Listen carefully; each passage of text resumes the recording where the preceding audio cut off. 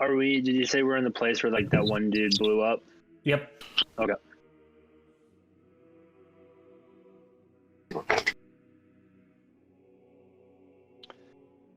And Lucan, you grabbed the thing around his neck. I think it was an amulet. Yeah. Okay. The elvish amulet, wink, wink. Oh, sure. Is there anything else in this room, Corey? Or Dungeon Master?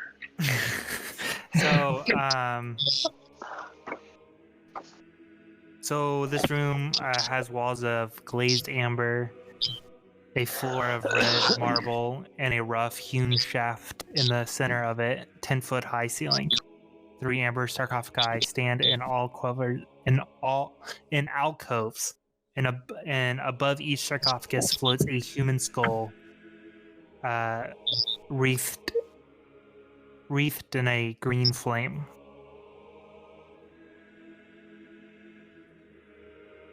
The 05. The password's over on the router.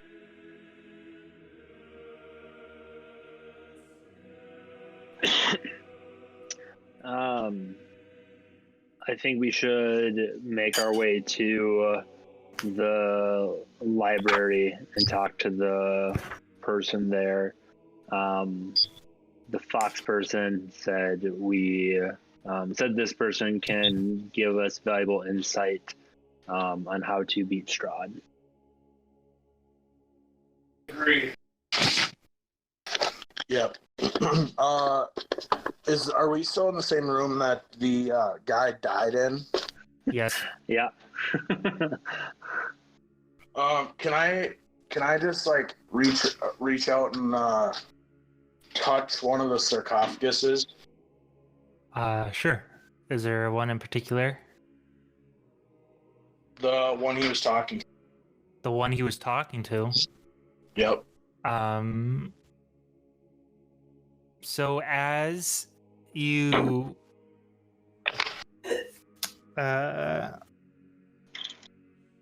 reach your hand out and touch it, you start to feel this cold sensation travel through your arm and through up your arm into your body and all through your chest. You start to feel so cold as if you can see your breath, but you can't. The black swirling shapes inside the sarcophagus starts to take form a little more, and all of a sudden you see townspeople kind of going out their day. All looks like a nice pleasant day, and then all of a sudden it morphs into dead bodies everywhere across the same town. People with lesions and boils and cuts all throughout, covering their body. Bodies decaying. Women, children, and old people all lying dead in the streets.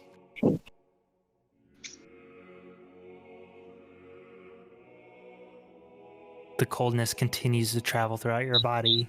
By now it's down to your legs, about to reach your knees. Your eyes are starting to get darker and darker. In real life or in the world that I'm in? In real life. What? That was a meta.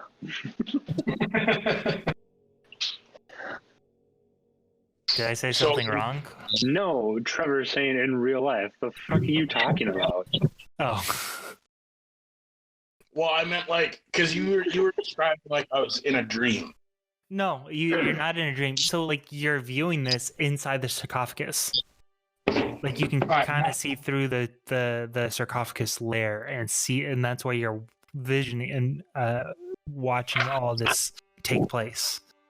Meta, now we're 100% set up. We're ready to go. Now we'll pay attention a little bit better. We're good now. In the world, your body's getting cold, and your eyes are starting to pinpoint down to just two small visions. Can I see this You going cannot. on? Okay.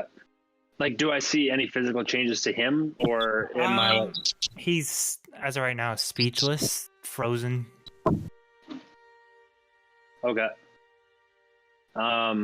Probably a little shaken up as at what he's watching.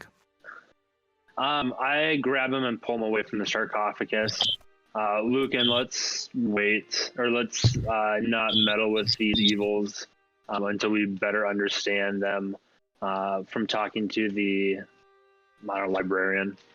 Meta, I don't know if he's the actual librarian. I can't remember if that's what we called him or not, but sure. Y'all know what I'm talking about.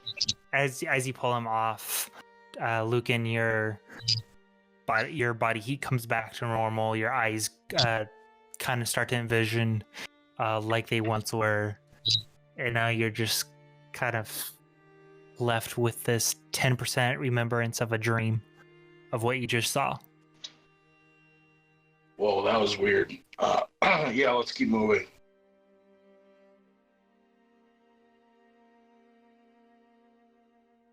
So you,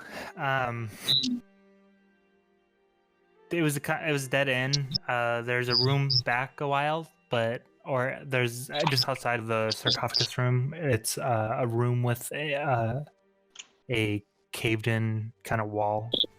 So there's no exit outside besides the door you just came through, or the staircase that you came down. Well, I guess we go up the staircase.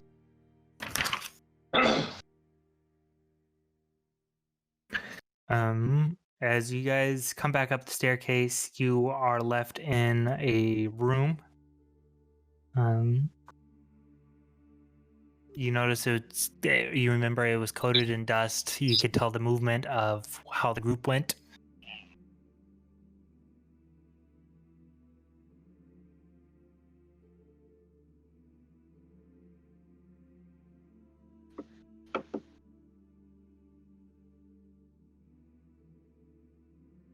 What was that, Corey? You come upstairs to a room that's was old and neglected. It's the room that you were able to track the footprints through the dust. Sure, we're just backtracking. Yeah, you're just backtracking right now. Meta, did we check this room the first time we came through it? You did. Okay, well, let's just keep going then. Unless there's objections to the group, I think from my understanding of what we've walked through, I don't know if there's any areas left on this hallway area. So we might have to go back kind of towards the front where we went into that one room where there was the light coming from underneath, and then the scratches. That might be the other only other way to get to the rest of the temple. Meta, I thought we checked that out last time. We didn't enter. What room? The one that had light coming from under it, and then there was scratches, and then instead of going into that door, we went the other way, which led us down the hallway we went. But isn't that the room? I thought somebody peeked in there and there's a group of people in there. Right. Okay, well, either way, that's the room I'm talking about. Okay. We never, besides peeking, we never did anything outside of that? No. Nope, the other way. But seeing as this way, seeing that this room or this way we're a dead end, I assume we have to go back to that one. How is everyone's health and spells and everything? I'm good enough. Yeah, Irina and both Esmeralda are good. Well, Fury, are you okay? Yeah, well, I was just saying, because if there's people in there, we're more than likely going to have to fight at some point. Yeah.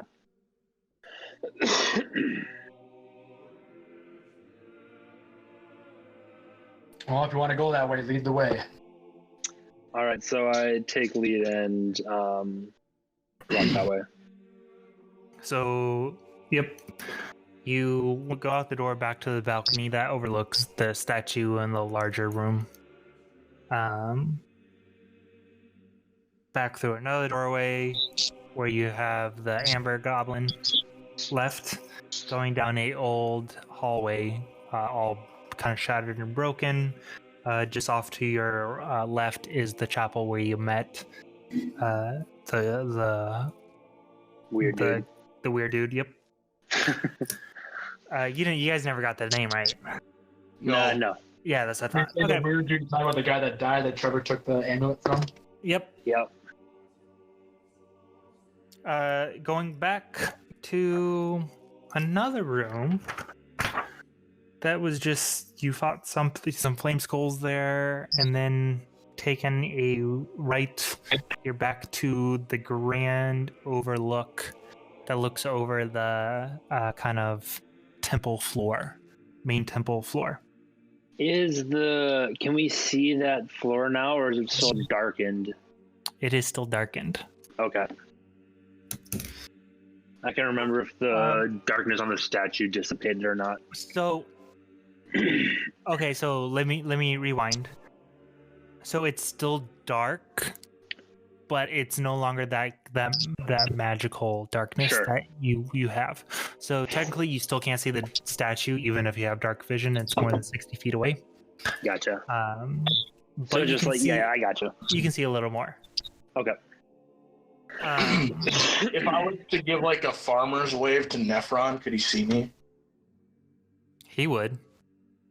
I'm gonna just give him a little like, hey, like a little like kind of a like a 2-finger wave. Sure. Meta, Corey, do you know what a farmer's wave is? It's like the steering wheel thing. Sure. Okay. I wasn't sure if you knew or not, but actually, Trevor taught me in Brookings. Okay. Corey No just judgment. I was doing waving at everyone.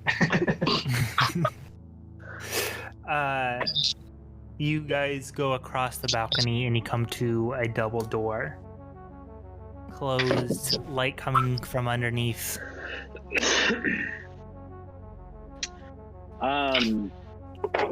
I whisper to the group, who peeked through last time and what did we all see?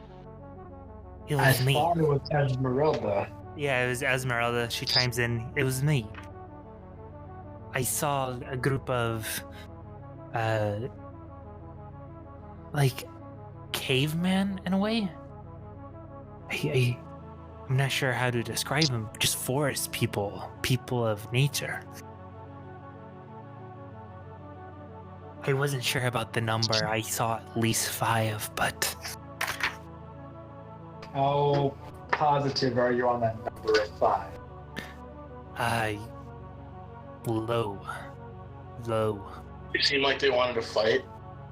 Nope, they looked like they were just camping, staying warm in the fires, eating stew. Nothing too strenuous. Group, brace yourselves for a potential fight.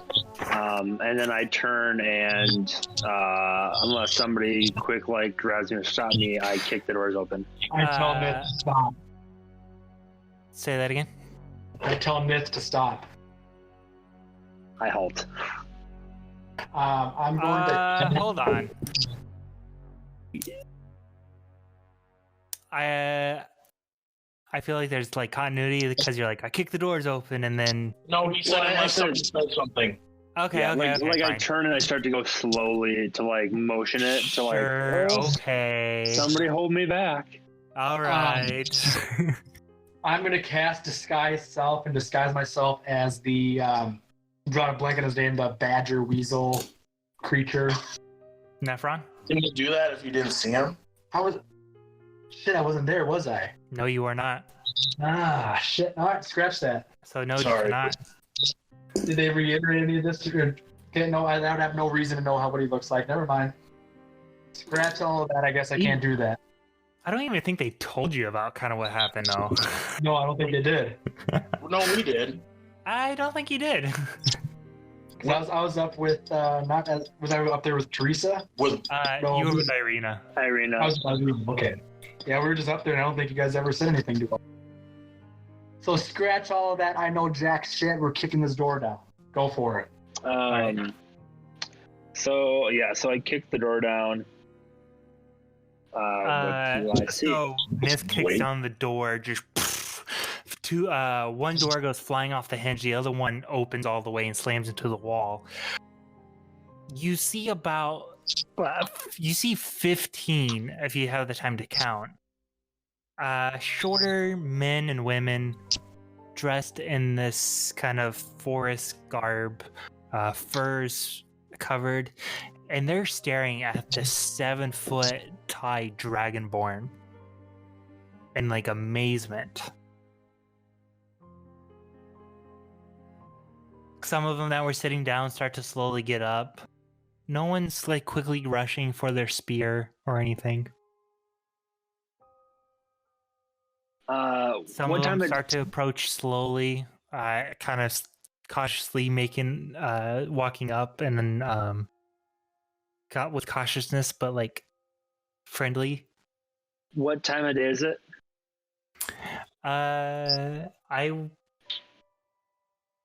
it's like mid-afternoon, right? I would say it's mid-afternoon, 4 o'clock or so. I just give out a afternoon. I give like a little head nod to kind of ease any tension, but also like prepping to throw down if it comes to that. They all look at each other. You see, like, you hear some gibberish that you have no idea what they were saying. Like we couldn't hear them, or they were speaking in a different. They both. It was kind of quietly to themselves, to each other, but then also just a language that none of you speak. And then one that appears to be a little older and taller than the rest, a little more built. Still probably he's only like 5 foot tall, max. Kind of makes his way even closer to Ness. Hello. Hi. You big. You strong? Yes. He kind of looks at the rest of the group and goes, "Uh-huh." They like the rest of the group start to have like a little delight on their faces. They're curious to what they see. What do I see in the room? You Like other than the see- people? Yeah, Is Nith the only one in the room currently? I imagine Nith is kind of in the doorway of anything 5 feet in. Cause like, besides like, cause I imagine how he kicked in the door and then like walked like 3 or 4 feet ready for something to throw down, but nothing happened. So he kind of like paused. Yeah. That's So what you see fair. though is torches all along the wall, lighting up the room. Bedrolls here and there. Some 2 or 3 campfires with some pots on them cooking. The room is completely sealed off, like besides the door that you just kicked in. It's there was quite of a heat built up, and it's quite comfortable compared to the rest of the place, the temple so far. But stitched animal fur covers the floor, and then there's another double doorway just to your right.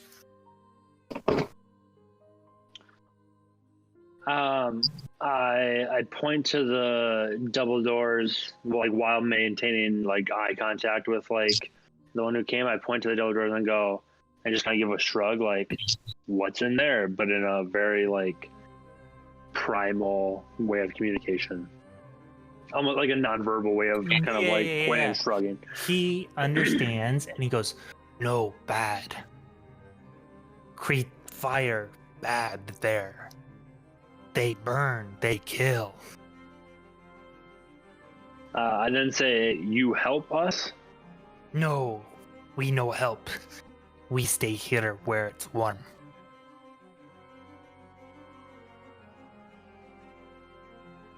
We give you food. I motion in the rest of the group. Does the door appear to be like they blockaded it or anything? They didn't blockade it from the appearance it has. There are definitely marks, though, on the door. Burnt scorches as well as scrapes and chips. Can we tell if these creatures if they have a low intellect or if they just don't speak the language very well? Go ahead and make a...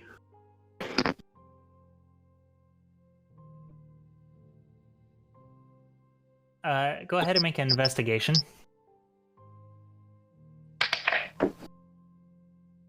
Um, 16. So, you're assuming they just don't speak the language very well? They do seem like a little more primal instincts as some creatures, but they don't seem like they are slow because, like, for instance, like they're cooking over a fire with pots and pans and such. Yep. I whispered to Esmeralda, you should peek through those doors again, and I'll like stand in front of you so they can't see it. Am I able to, from what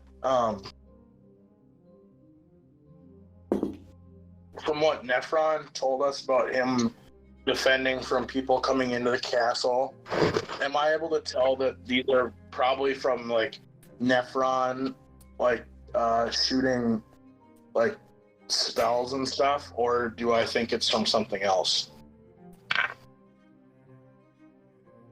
I'm gonna say you have no idea.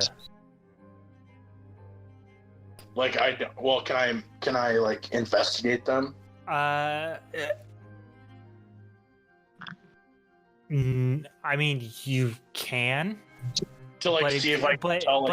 But I'm gonna say you have no idea because you don't know the architecture of this place, even on this side, because all that you could have seen was in the dark. So you don't know if it's of what's beyond these doors. So you think potentially, yes, it was Nephron. I'll go with that. Okay. What does Esmeralda say about my suggestion of peeking through the doors while I like cover her? All right. Yes, you cover, but you walk away from me. They are pretty invested in you, if you know what I mean. Okay, so then I walk to the opposite side of the room, or even I walk into the middle of them if there's any like food, and I like sit down and like I don't know if they have bowls or what they're cooking, and then take some food. Sure. As you do so, all of the people in the room watch you, and just still in amazement, just googling over your size and stature. Oh. No, keep on. Go ahead. I'll kind of get some bowls too as well, and then pass them to Esmeralda and Irina, and make sure that they get comfortable, and then I'll take a bowl if there's any left, or if they're still offering, I'll take a bowl and then sit down next to Nith. Sure. I pull Fury close and tell him start playing music. Again, just to kind of distract them from Esmeralda. I pull out my lute and I play kind of it's a little bit more intensive song, kind of like a good background music. Nith walking around all powerful like he is, almost like a boss music. Very relaxing over supper. Why, if we're distracted? Yeah.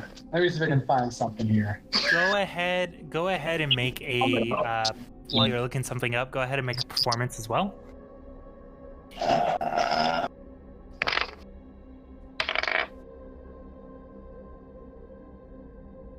So 16. Okay. So whenever you have something, go ahead and share it with the group. While Fury though is performing, Esmeralda comes back to the group and kind of just sits right next to Nith, takes a bowl and starts eating. Who does? Esmeralda. In between bites, she kind of, without making eye contact with Nith, I couldn't see shit. I chuckle. It was dark. I didn't hear anything, but I just don't know. I say okay.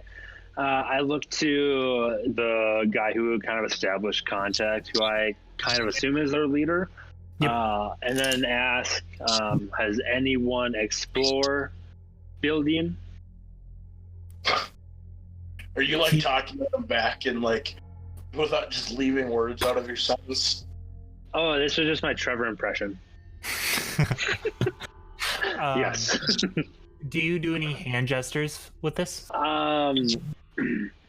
Yeah, I do like any of you, and then kind of like in my mind I imagine like Dwight Schrute from The Office when they're looking for Creed, and just kind of like pointing at people like, any of you go look, and then I put like my hand over my brow, my hand on my hip, and I'm just gonna look around, explore, and then I kind of motion with open hands, kind of air circles facing up, like building.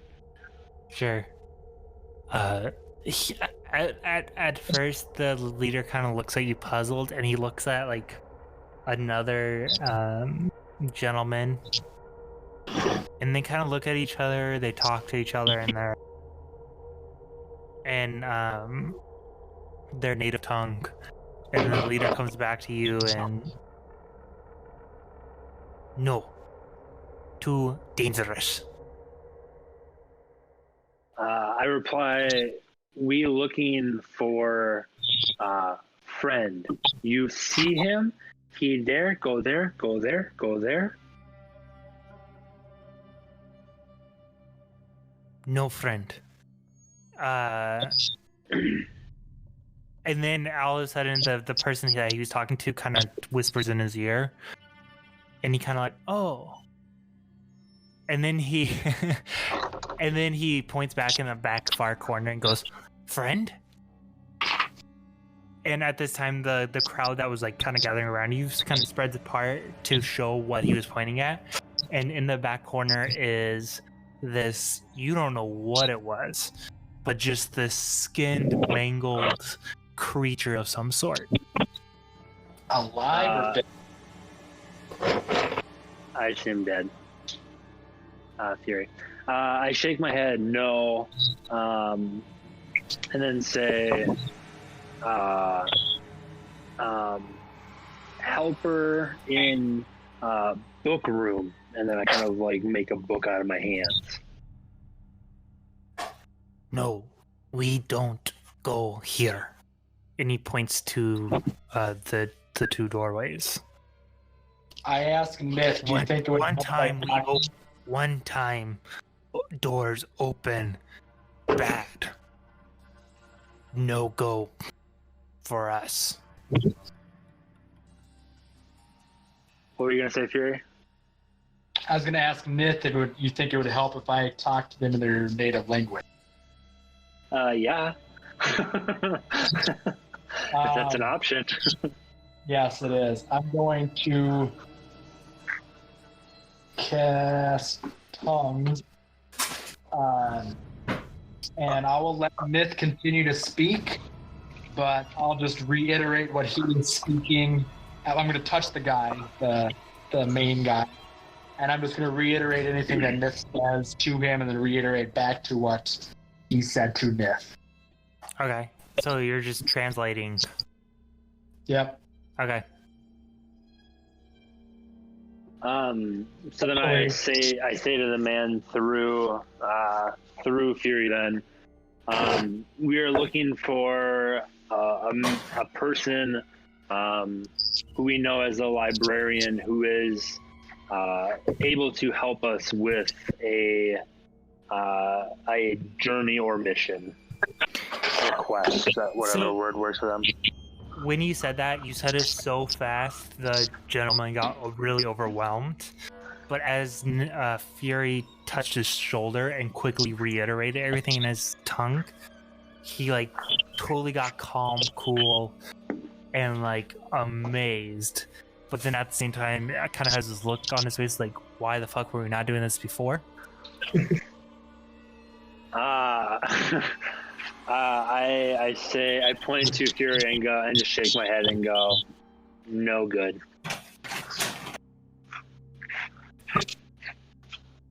He nods his head, and he starts talking in his native tongue to Fury, and he just, we are the mountain people, and this is our campsite for now.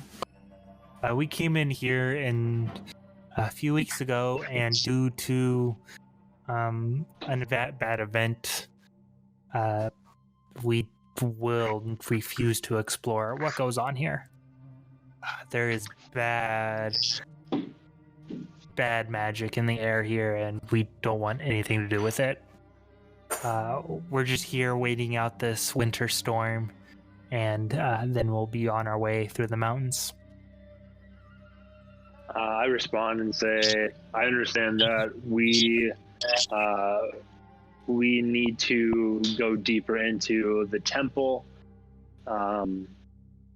We must go through those doors, but we'll be sure to close them as soon as we can, or as soon as we are through. Thank you.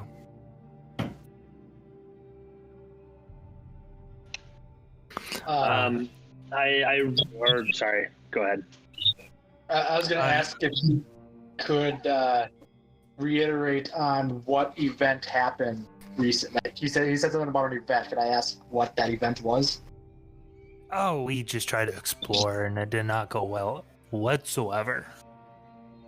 What did not go well? We lost about half of our guys. What did you lose them to? Fire. Do you know where that fire came from? The darkness. I don't know, dude. It's like, we can't see anything. Torchlight does not carry too far. Like, but you didn't. It wasn't a creature. Just fire appeared and. Not that I know of. Fire just kind of came flying through the air. It was so quick and dark that we didn't know what was going on. Half of us went into the darkness, not knowing what direction, and that was the last we ever saw of them. And that was all behind that door? Some was behind that door. Others was down the stairs out front.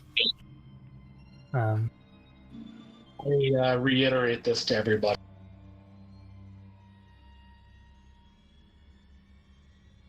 My sense that the fire, I'm going to kind of say this out loud to Nith and Fury, and Fury probably doesn't know what I'm talking about, but to the rest of the group, I have a feeling that the fire that they were talking about was Nephron. I asked who Nephron. Well, when we were in the head of the statue, we met this fox-like creature whose name was Nephron. He's the guardian of the temple, and he guards. That's why it was so dark. He guards this place with dark magic and throws fire at people who try and come in. We surprised him by going up the base of the statue, and that's where he lives. He had a library, and he was actually very helpful to us and gave us. He gave us an amulet that I believe, right, Nif?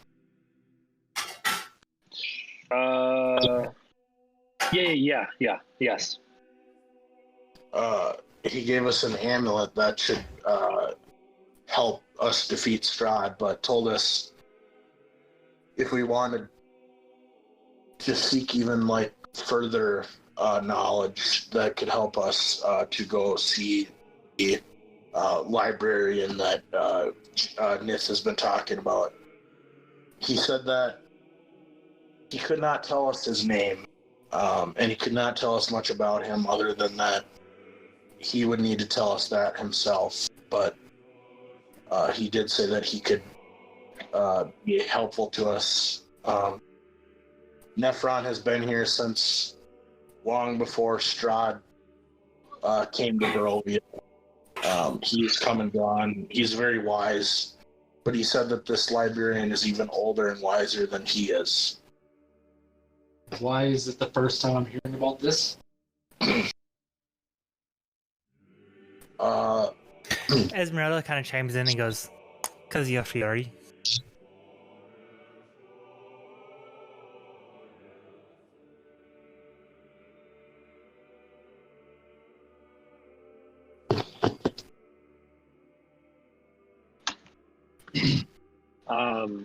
I say to the group, once we have some food in our belly, we should continue moving.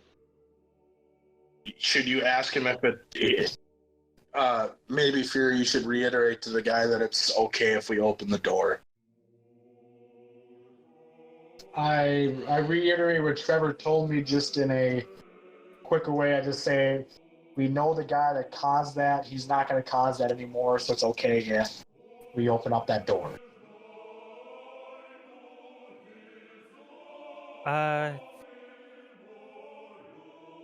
Yeah, just slowly and carefully go through. Try not to bring too much attention to you. Whatever it is, we don't want to deal with anymore, and we just want to get out of this place when we can. Meta, how long does it take for like a short rest? I was going to give you guys a short rest if you would like. What time did you say it was? It was about 4 o'clock when you started. I would say probably about 30 minutes to an hour you guys spent eating and talking. Well, do you guys think we should take a short rest, or while we can, do you think we should take a long rest? No, let's just take a short rest. I think we should keep moving.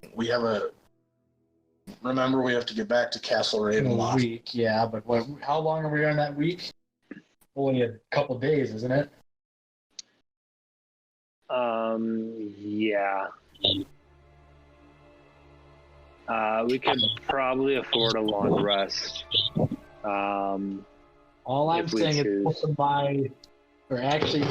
all of my higher level spells have been taken up.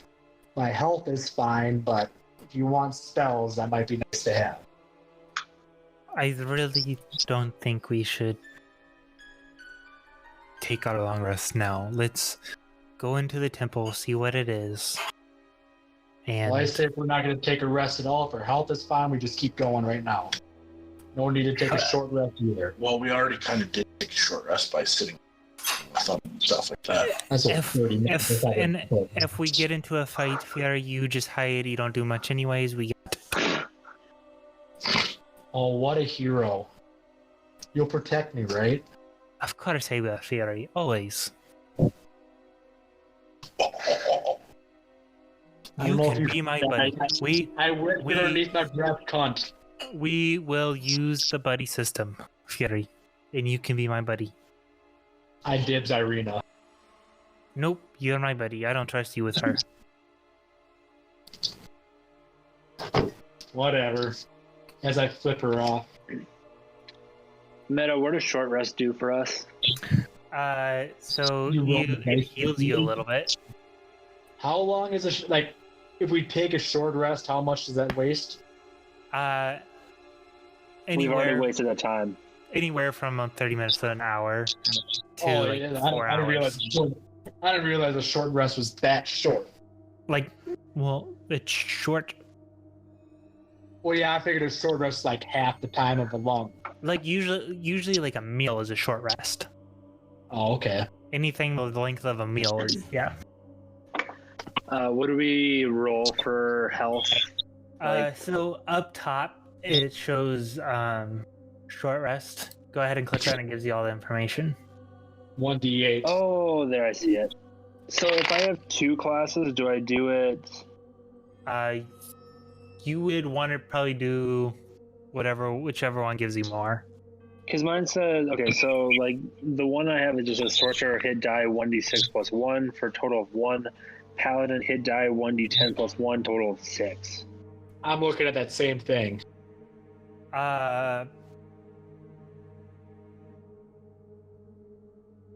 Like, would you roll then the 1d10 6 times? No. Well, yes. Here, Yeah, yes, You because can it's per do the level. It's total per or level. seven. Or It's- total Okay. of whatever. It's per level, so because I'm looking at Esmeralda's, so it'd be 6d6 plus 12.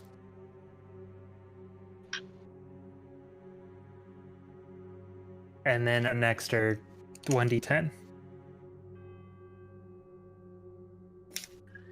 do we get to bank healing, or if we get to our max, does it just stop?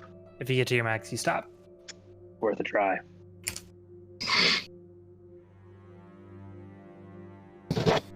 That seems too good, though. I might be wrong, but for now we'll do it. Yeah, I'll look into it later. Okay.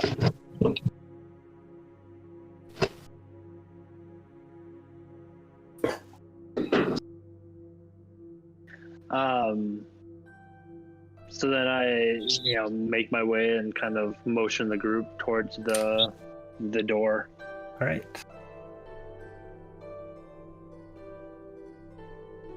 And then once everybody's there, I just slowly open the door. Or actually, I let somebody else slowly open it since. Fury, I think Fury should go first. Guys, careful. We promised him carefully. All right, be careful, Fury. He's in the bathroom, so he opens the door. Maybe he should sneak.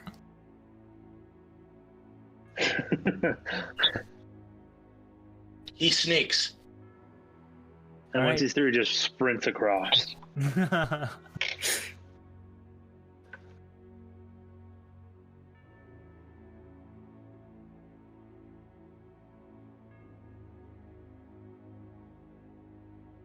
Okay. Do I have to do it?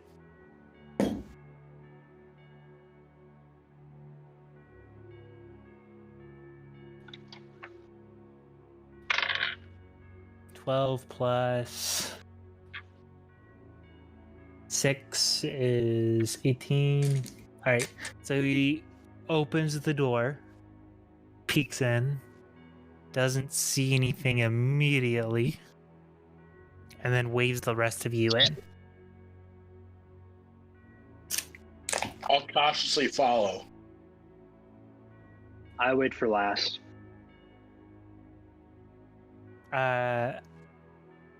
Cautiously was a trigger word. Go ahead, Lucan, and give me a stealth check. Stealth check. 14.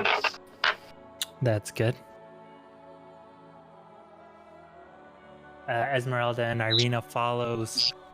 Nith is the last one to go through. Once Nith is through, Fury shuts the door, creating complete darkness, and you just hear this as the echo of the closed door echoes. Even with dark vision and complete darkness? Well, you can see up to 60 feet. Okay, so it's not like the darkness before. Right. No, Nephron took that away from us. So, you notice for those dark vision, you notice that there are some kind of peepholes to the. Okay, so you're what it looks like. You're kind of in this hallway that looks like a mirror of the hallway on the other side. It overlooks the floor through some arrow slits. There's 3 doors, however, this time on the left side as you look down the hallway. And then nobody with dark vision. The hallway goes beyond dark vision can show.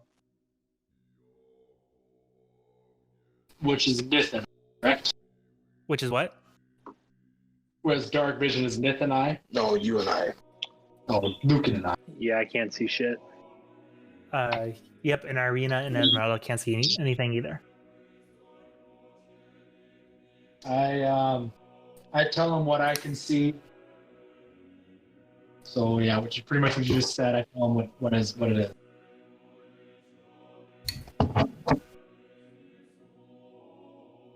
Where should we go? Just head down straight, or?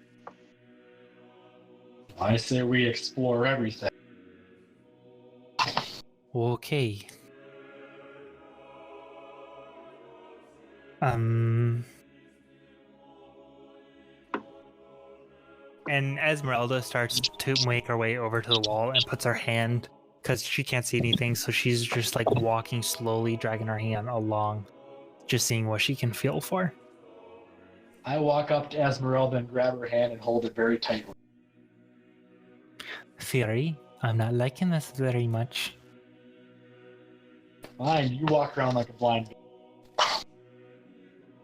As I let her hand go and walk away.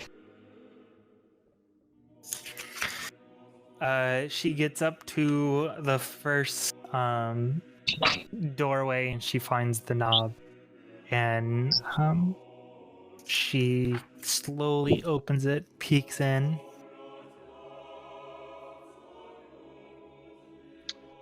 Where's this doorway? It's on the left. Okay. First door on the left. Does she see anything? No, I don't see anything. I'm fucking blind in the dark. Fury, get your ass over here and look in. I look in the door. So stone blocks are assembled to create tables and stands in the center of the room, but it's covered in this thick layer of dust.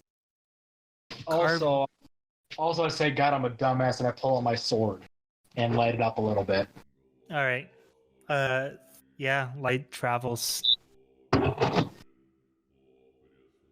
Continue explaining what you're doing, sorry. So at this point, everyone who's near Fury can see who kind of looks in the doorway. Carved into the stone walls in the room are niches filled with hundreds of dusty bottles, cobwebs hanging from the wooden ladders that lean against the walls. It appears to be some sort of potion room. And you said the bottles were full with something? Were empty. Oh, they were empty. Okay. Let me just correct. So for the most part, they're empty. If you look closer at the bottles, you do notice that there's some like dried up residue, as if they were once filled, but now just evaporated away. There's no liquid in any of them? No. Can I use an investigation on the room and see if there's anything else in Go there? ahead and give me an investigation. That'd be an 18. 18. As you look around the room, you notice something in the far right corner opposite from the door. Catch your eye. Some bricks in the wall seem to be cut in kind of a straight line as if it's a doorway. Hey, Esmeralda, come check this out. What is it? I point out, does that look like a doorway to you? Oh, and she runs her fingers along it and goes, I do believe that's the doorway. And she kind of pushes it, and it's just like this large mass that rolls open. I slowly walk to the doorway and see what I can see. So as you walk into the doorway, there is a doorway to your left. Or, I'm sorry, there's a doorway to your right. There's a blank wall in front of you, and then there is staircase that goes down into the left, to the left of you. I peek into the door, or to the room on the right, or the door on the right. As you do so, it is a 20 by 10 foot room. It just looks to be a hallway, bare stone, as an ember door reaches on the other end. I look back at the group and I say, let's check out everything else before we go further down the stairs.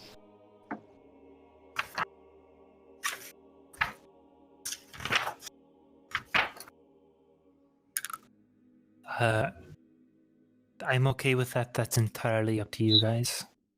And as she looks at Neth and Lucan, I shake my head in agreement.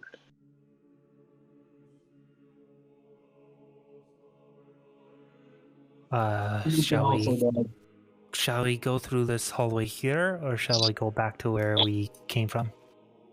Let's go back to the main hallway and check out the last couple of doors. Sure, okay.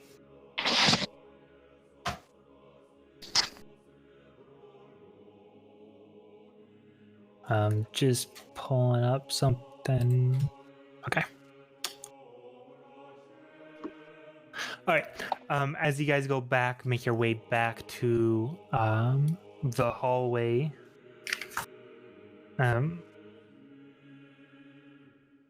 You make your way.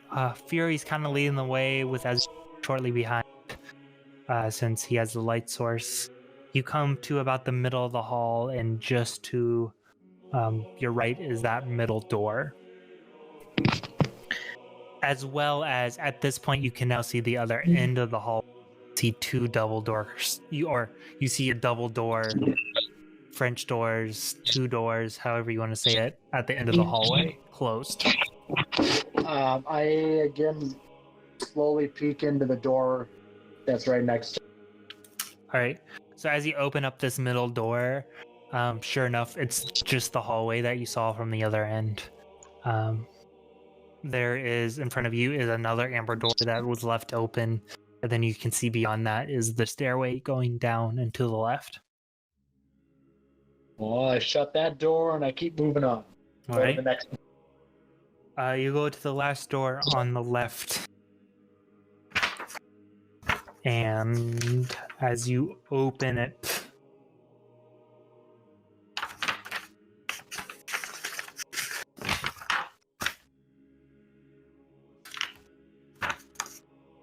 can't count. Okay, there. As you open the door, dominating in the middle is a 12-foot tall model of a dark castle with high walls and tall spires. Behind it, tucked in the corner, is some ruined furnishings and a wooden chest. I'm gonna go peek in the wooden chest.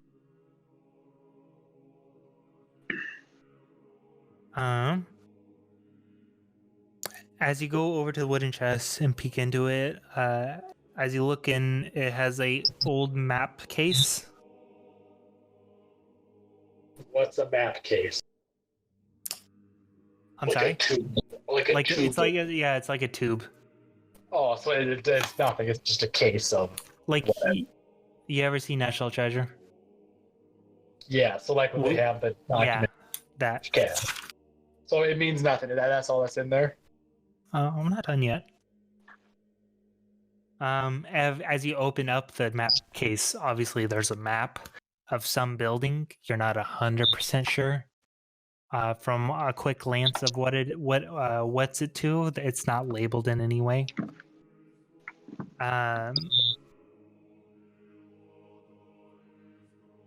The chest. Yep. Never mind. Besides the map, that was it that you see. I'll just hold on to that map and I'll do a quick investigation of the room and see if there's anything else that I see. And I get a good 5. A good 5. There's a pretty neat model in the center of the room. Other than that, that model doesn't intrigue me. I leave the room. Okay. Well, I say, should we, Fury, what was in the last room? I got this map. I'm not sure what of yet, but I'll hold on to it just in case. But otherwise, That was all that was in the room? as far as I could tell. I mean, you could try again, but I didn't find it. I'll go look in the room, too. Sure. Same thing. You notice an open chest. You also notice a model on a table in the middle of the room. Do I recognize what the model is of? You can go ahead and make a perception or a history, whichever you'd like. Okay. Meta, are we still in the room with that chest? And did I miss anything? You are still in the room with the chest, and Luca now is looking at the model, I believe. I got a 9 perception. Shit. It's big. Can I look at What, Go ahead. whatever it is? What is the model of? It's a castle. Oh, I rolled a natural 20. Okay. So I can probably tell what it is. So, you remember would you roll? Do you roll history or perception? Perception. Perception. Okay. You've seen the structure before. The tall piers, spires, the wall that you once entered in before. And as you walk around and you can finally find the main entrance that you entered through, that it is a map or a model of Ravenloft. Is it in the chest, or did we take it out? No. This was always on the table. Oh, on the table. Gotcha. Is it? Does it show what's if there's any dungeon space below, or is it just as if it's ground level? As if it's ground level. It looks like it's just a exterior model. Okay. What is it, Ness? It's Castle Ravenloft. At that point, both Fury and Lucan finally recognize it and go, "Oh." I punch Lucan in the shoulder and say, "You dumbass, how couldn't you tell that?" I just don't even have anything to say to him, because, you were there too, you fucking idiot. How much you want to bet that map that you found is, of Ravenloft? 10 gold. I pull out the map and show it to him.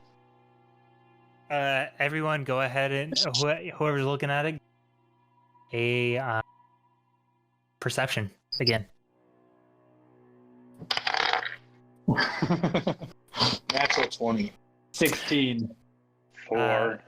Lucan, you're like, yeah, that's the entrance we went through right there.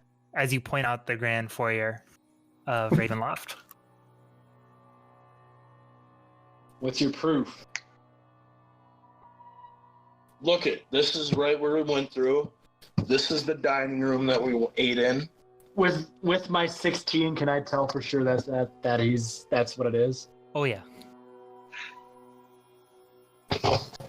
You kind of had the reaction of like, as soon as you opened up, you're like, shit, I know what it is. I'm very pissed off. I'm going to hand over 8 gold and see if he notices. Go ahead and make a sleight of hand. Do I have to roll against that? You can, you still have to do a perception. That would be a 25.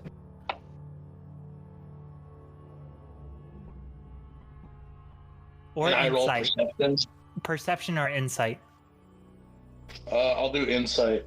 Okay.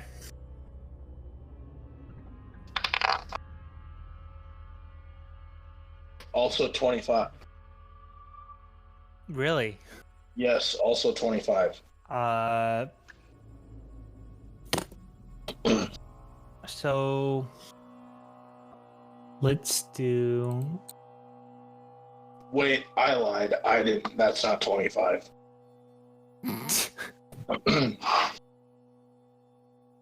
No, it is. Sorry.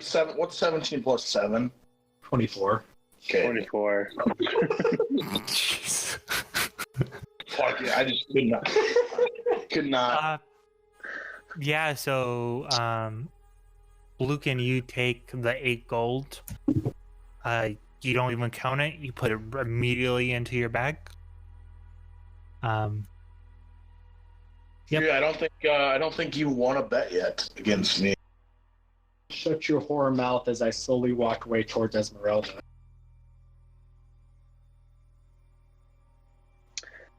I probably fleeced you for like 50 gold.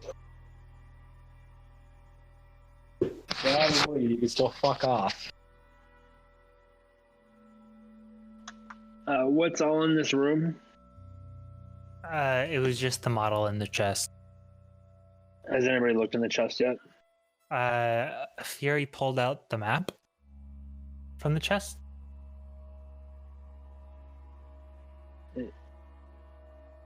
Okay. Can I go look to see if there's anything else in the chest?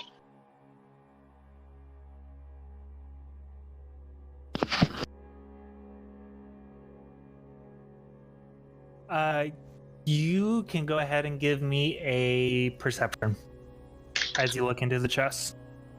While he's doing that, Corey, how detailed is this map? Yeah, so I will send you a sketch of the map later. But it seems pretty well thought out, as if these were the original blueprints to Ravenloft. Do we only have the one level? Does it look like we have that? What's going on below the stairs? There are multiple levels, both above and below the floor that you are in. I rolled a 13, Corey. 13, I believe, was just good enough. You do notice that there is a false floor in this chest. As you look at it, you notice that the chest just doesn't go down as far on the inside as it does on the outside. And as you put your hand in and kind of lean to one side, the other end pops up, and you found, and there looks to be a book, or more of a tome in this case. As you pull it out, it's this old dusty tome, and you know it to be as the Tome of Understanding. Cool.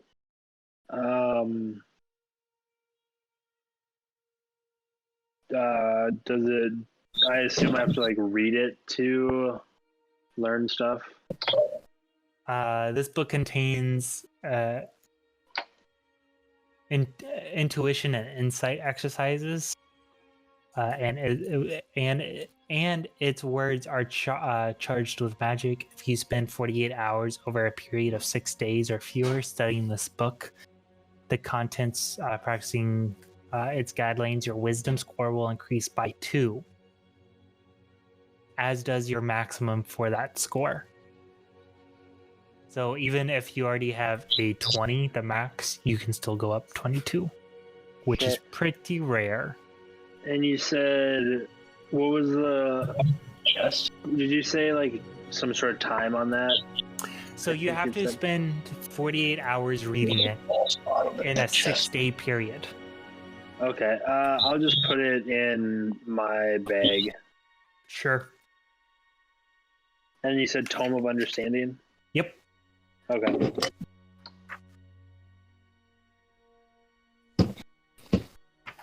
And then just real quick, once you read it, it loses magic and then eventually regains it after a century. Okay. Well, only a century. Yep, only a only a century.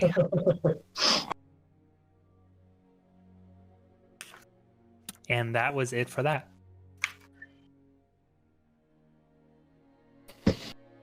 Now, can we go down the stairs?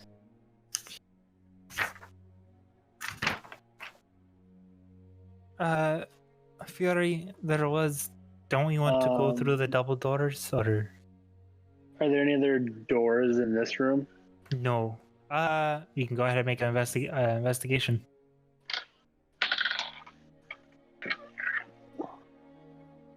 One second. I rolled a 13. 13 does not. You don't notice anything, so yes, that is it for this room. Okay. I asked Esmeralda what double doors you're talking about. The double doors at the end of this hallway. We saw them right before we entered. Oh, I thought we entered them. Okay. No, Well- they were on the other end. Okay. Yeah, might as well. Lead the way, Esmeralda. Okay, 3, follow so I can see. Maybe you guys should hold hands. I don't think so. Say that again. Said I grasped tightly onto her hand. And she like Kinda before like- you even Actually, more like a prom date. Like I'm the woman and I hold onto her arm very tightly like a prom date. before you even think about getting your arm up, she like swats it down so hard.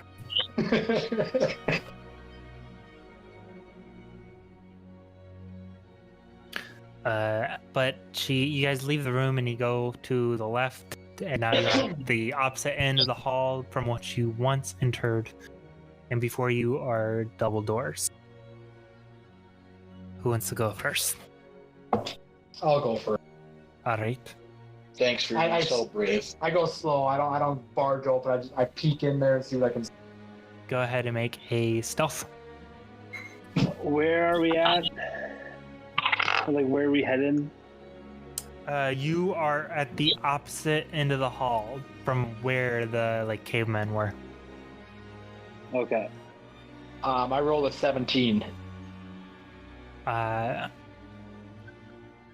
So as you creak open the door and quietly open, you look in and it appears to be some kind of dining room.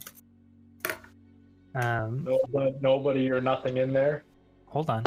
Sitting at four of the tables, there are people that appear to be sitting in the seats. But more of a ghostly phantom appearance to them. Did they look like the drawing a blank on like the skeleton, like the skull things that I ran into a while back? No, these seem to be kind of full body blue. They don't notice you. They're just like eating and sipping fake stuff in front of like also blue fake food. And you said it was 4 of them? There's 4 of them. And I'm positive about that. There's only 4. There are only 4. Yes. Okay. I shut the door and I reiterate back to the group. There's 4. I don't know if they're a ghost or a phantom, whatever they are. There's 4 of them, just eating. I don't know what they are, but Theory, I have an idea. How about you go in there and kill them all, and then when you're done, just come get us. What do I get out of this? 30 gold. Make it 50. 50 gold, deal. Deal, and I shake his hand. Okay.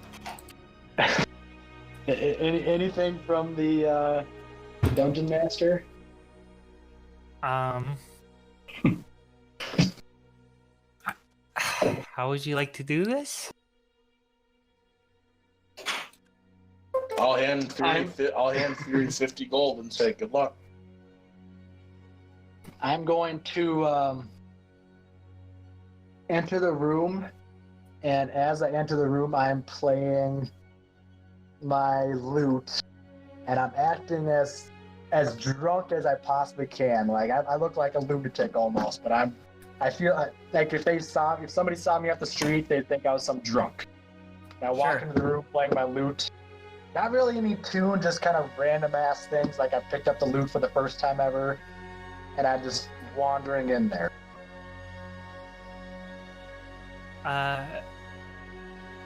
Sure. 1 second.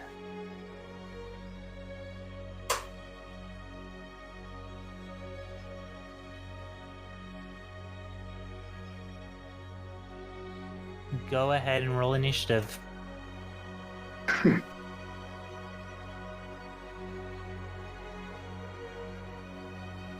Yes. 17.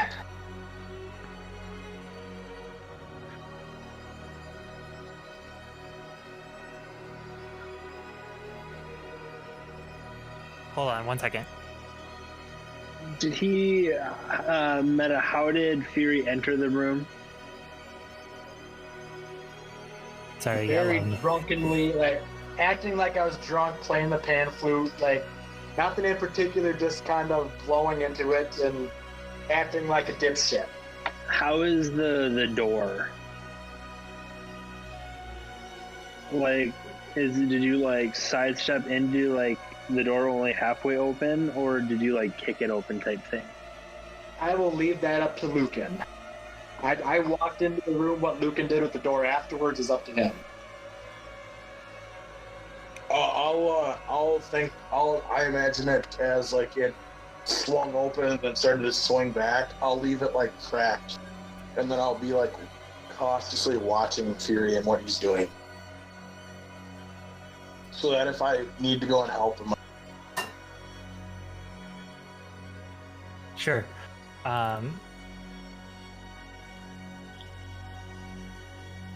So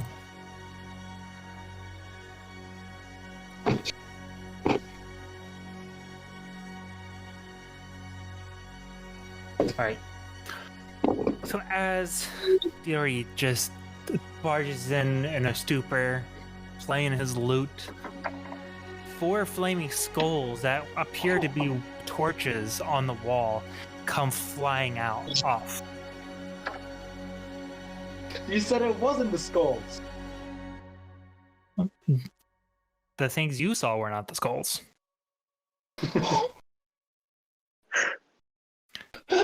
First flaming skull uses magic missile. So,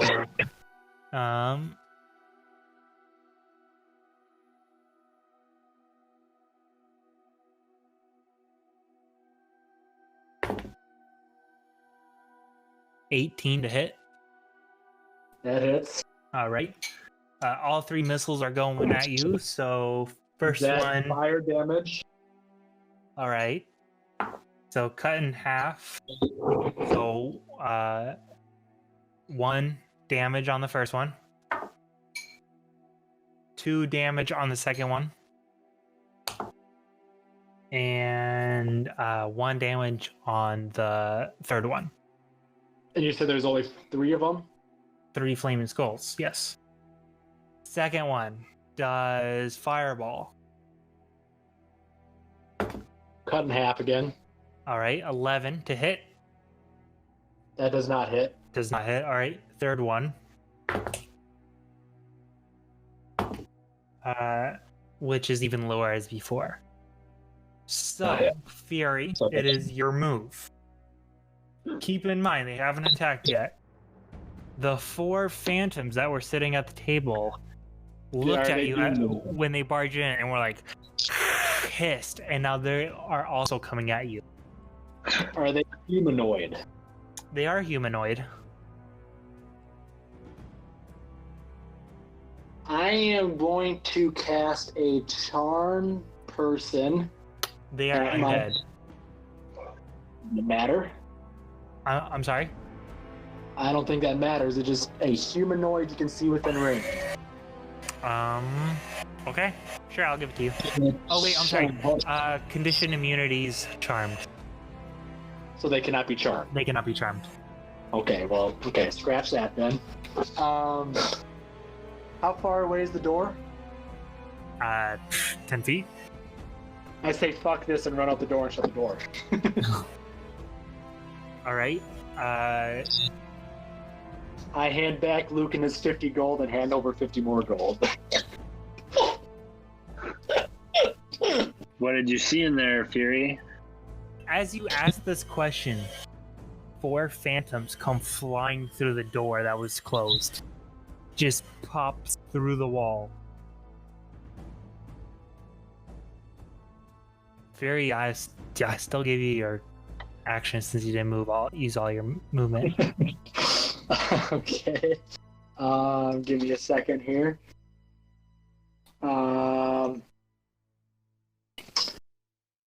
Well, shit. I'm gonna cast a hypnotic pattern, and everyone, including our group, needs to roll a wisdom saving throw.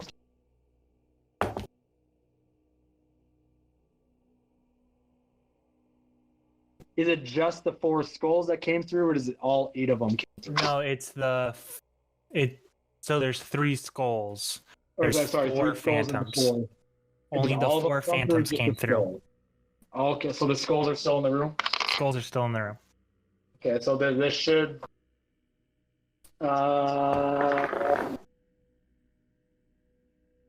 So it was a it's- 14, 9, 7, and 6. Before we get so that It says that it weaves through the air is in the within range, which is 120 feet. it doesn't say anything about it being visible. If they are in the other room, are they still affected? How big? 120 feet. Yeah, they'll be infected. They'll be infected. Okay, so yeah, it'd be all. What did you say they all rolled? Well, I gotta do the flaming skulls now. If 17, it's less than 15, they fail. 17, and 12.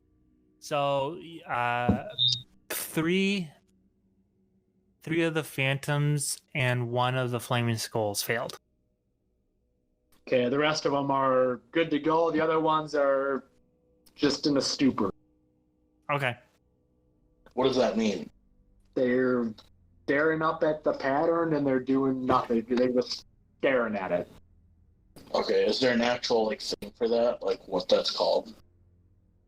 The failed creature becomes charmed for the duration. The charmed by the spell, the creature is incapacitated and has a speed of 0. So they're incapacitated and they have a spell or a speed of 0. But it's a charm. Which Charm says they doesn't are do anything. even to the skulls. Even to the skulls. Fuck. Lucan. Sorry, I should have just kept my mouth shut. Well, I guess they're all coming at me and I wasted the spell slot. Oh, so... oh. Because yeah, Okay. it does say they are charmed. Okay, yeah, no, nothing works. So the first phantom is attacking you with life drain. Attacking me. Yeah, Okay. because you came into the room, so that's who they're focused on. No, that's fine. 21 That hits. and 12. Okay, I take that damage. So that's 1. Second one does 14. Oh, shit. All right. That's Wait, 4 14 attacks. damage? No, That's attack. A tie is hit, correct? A tie is hit. Yes. Okay, so that hits. Okay. You're Only 8 points of damage. Oh, only. Third one. 16 That hits. with 13 points of damage. And the fourth one. It's rolled a 9, so it's only a That does not hit. well, plus the 4 is 13, so you're That good. does not hit. Okay.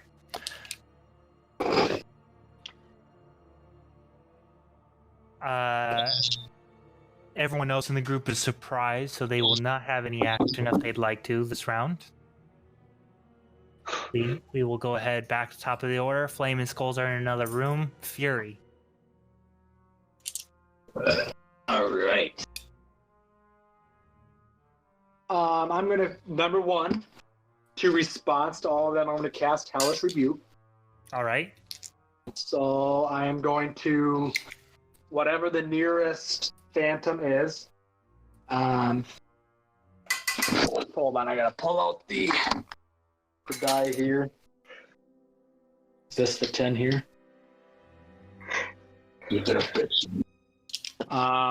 So 9, 15, 24.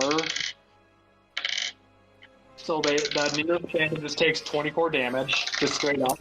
All right. First Phantom is gone. Okay. And then I am going to attack the next closest one with, in one hand, the blood blade or the sun sword, and then the second hand, the long sword. So the attack phase is natural 20, so that's going to hit. These are undead, correct? Yeah, they are undead, so yeah, I know there's a special ability with the sword. Yep, so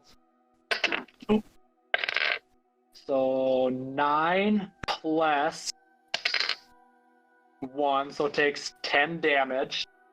Plus the long sword is a 7. So Total 17 7 points. All right. And that will be my turn. The longsword, though, however, since it's non-magical, is cut in half due to slashing. So 14 damage, correct? No, just the 7. So it would be 3 Yeah, points 3.5. damage. So it was at 10. Don't you say you round up? You round down. Okay, so 13. Yep.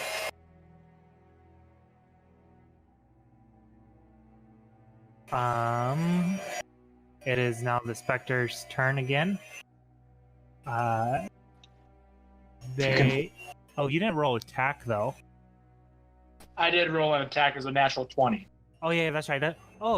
Did you do your extra? Because What it's a is critical extra hit. It's a critical hit. So what do I do for that?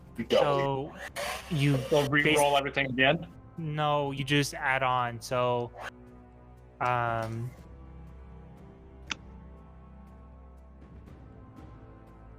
so longsword would be another 4, and the sun sword would be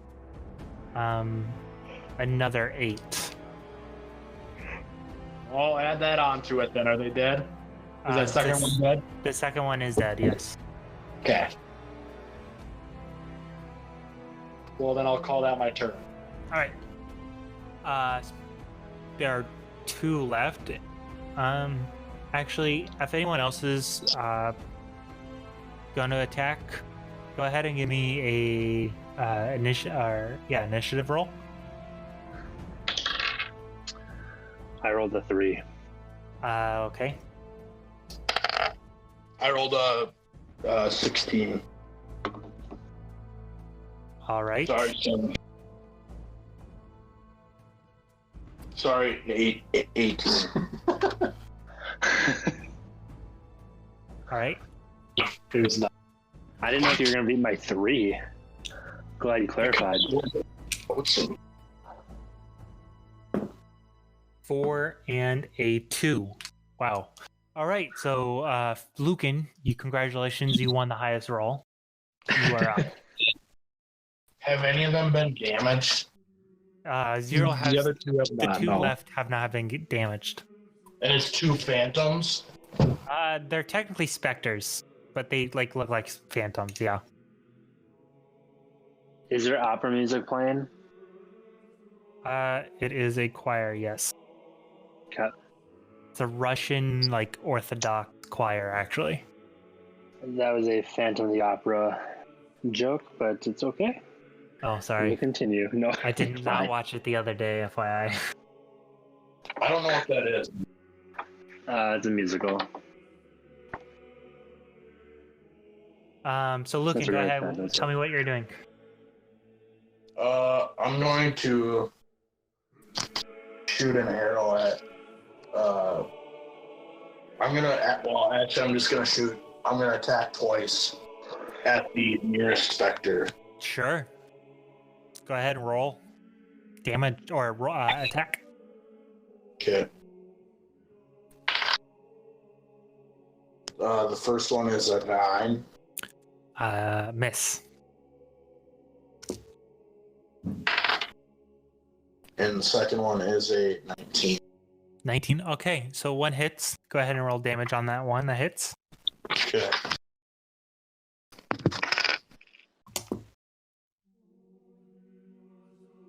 Nine damage. 9 damage. Cut in half is 4. So you release the first arrow and you just completely whiff on your target. Second arrow goes straight through it, not even phasing the creature. It's Esmeralda's turn. And she's coming in with Firebolt. For a 14, which hits.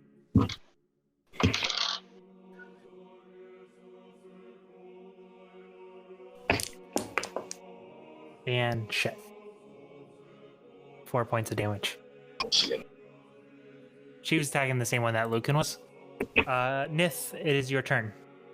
I also do Firebolt at the one that has been hit. And I rolled a 16 16 hits. for 13 points of damage. Oh, so close. And then I do another Firebolt. All right. And this time I had a 23. Which one are you going for? This same one. Same one? Got it. Okay. Yeah. This one, 12 points of damage. So the third specter is done for. There's 1 full health left, and it is Irina's turn. Irina comes running up with it, 2 long swords in each hand.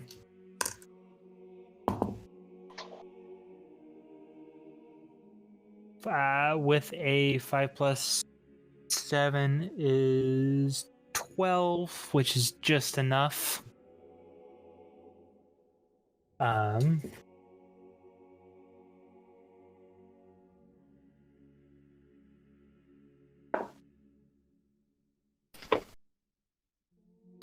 16, 8 points of damage. She comes swinging in with both, and she can basically just runs through, slashing it, not doing too much damage. And we are at the top of the order. Fury. I'm going to continue on the one that I was already attacking. Actually, scratch. I'm going to go on the other one. How There's far away only is one that left. Oh, okay. Well, I'll just go on that one. Again, Sun Sword versus the Long Sword. Sure. My attack roll is a. Yeah, I'm not hitting that, so I got a 6. It's like Or maybe it's 9. low. 9, but do I hit it with a 9? Well, the Sun Sword is a +8. Attack damage. Not, I had that 8 on the attack damage. Yes. yeah. You fucking dumbass, Joe. Well, I guys, guess I got a 17 then. This just reminds me that I want to thank you for like playing with me for a year. It's been great. I'm glad most of you have learned how to play. I guess I got a 17 then. No, it would have been An 8 plus, or a 5 plus a 4 is a 9, plus an 8 is a 17. so you don't add them all together. You just add. So it'd be your 6 plus 8, and then also your 6 plus 3. So 5. the longsword won't hit at all, but the sun sword will. Ah, that's how that works. Okay. Yeah, Okay, well, I guess it's the sun sword damage then. sure.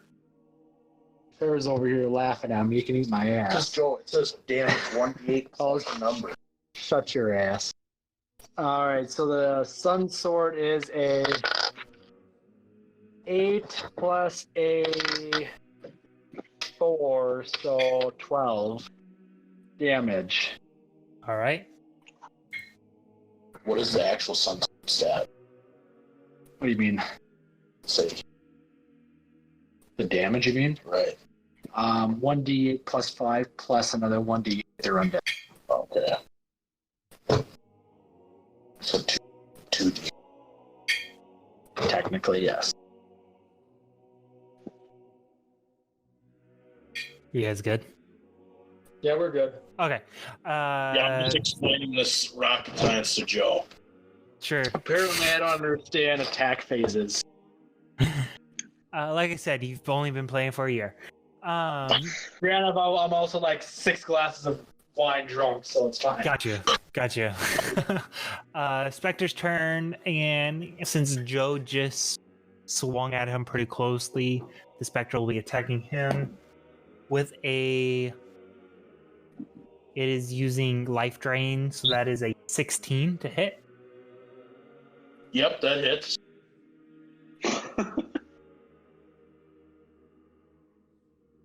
Dice down. And 16 points of damage. Okay.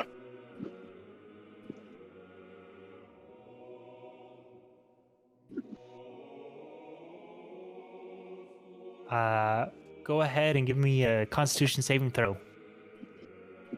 He's peeing. Yep. I can do it. Okay, yeah, you do it. Go 60 points of damage. I'm unconscious. All right. Yep. You are unconscious. Hold on.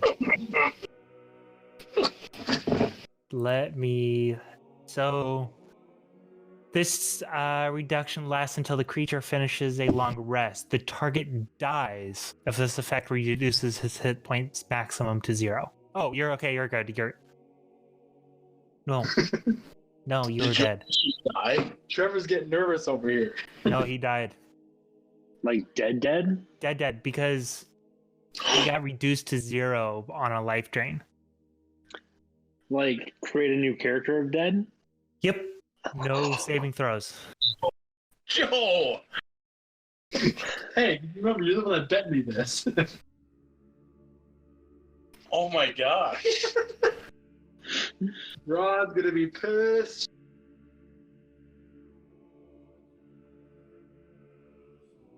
Wow. Who's gonna be pissed? Strahd. Oh.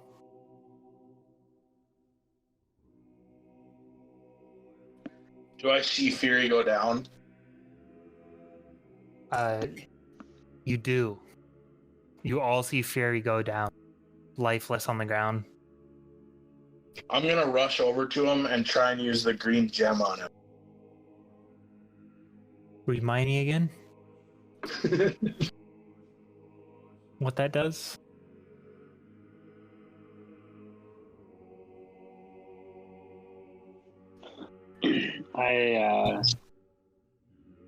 Never mind. I don't have the green one.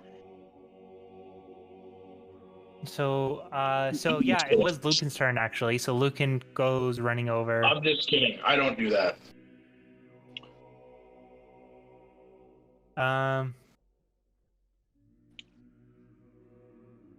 Well, it wouldn't work on. It wouldn't Joe. work anyways. Yeah. Right. I'm just not going to do it. That's why I said. I thought that like a while ago when we were in the swamp, I thought, Corey, that you told me that if we would have used that right away on Sir Eldridge, we could have saved him. But Then yes, but I've modified it since then. I know that, but that's why that thought popped in my head until I remembered that you added it to my inventory, and it didn't say bring someone back to life on it. So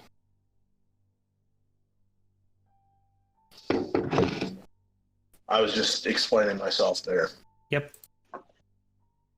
So it is still your turn since he removed it. I'm still gonna run over to Fury and pick up the Sun Sword. Okay. And then attack what attacked him. The one phantom left. Okay. Go ahead and give me an attack. What is the stats of the Sun Sword? It is 1d8 plus 5. Right, but what's the Oh, is there plus an 8. Plus 8. Plus 8? Yep. 23. That does it. And it's 2d8s plus 5? 2d8 plus 5, yes. It's only 2d8s because of undead. Yeah. Okay.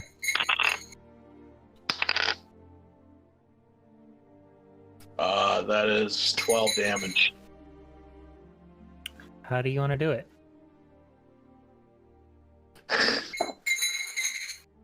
This is for Fury! And just slice through it. Esmeralda.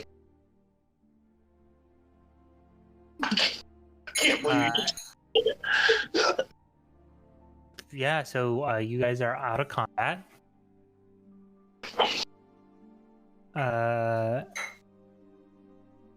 Esmeralda now also rushes over to Fury, gets down. She kind of, before she gets there, starts sliding on her knees, props up his head. No! That's my girl. I never meant for him to die. He was good shit. Nith, don't you have some roll or something that you got at Move out of my way. Saga? I'm sorry? I said move out of my way. And I kind of like push her aside. Okay. And then kneeling over his body, I pull out the scroll of Revivify. All right. It does say, 1 second. So I have to do, 1 second. I have to do an ability check to determine whether or not I can cast it. Well, it... Because it's at a level 3 yes. and I don't have that. Correct. Okay, I thought you were. And I rolled a 16. 16 covers it. Okay. 1 second, I gotta read this quick.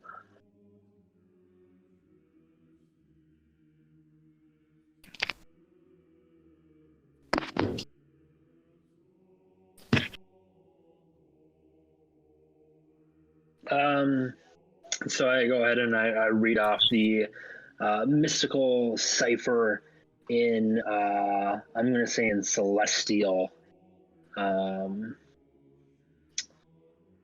celestial tongue to cast the spell. Okay. As he does these all of a sudden you see these dark mists coming from all around this temple, coming through doorways, down the hall, through the double doorways that he just came out of, from the arrow slits from the other one, and they all form and come into Fury's chest. His eyes open, he has this red bloodshot in his eyes, wakes up to a curdling scream.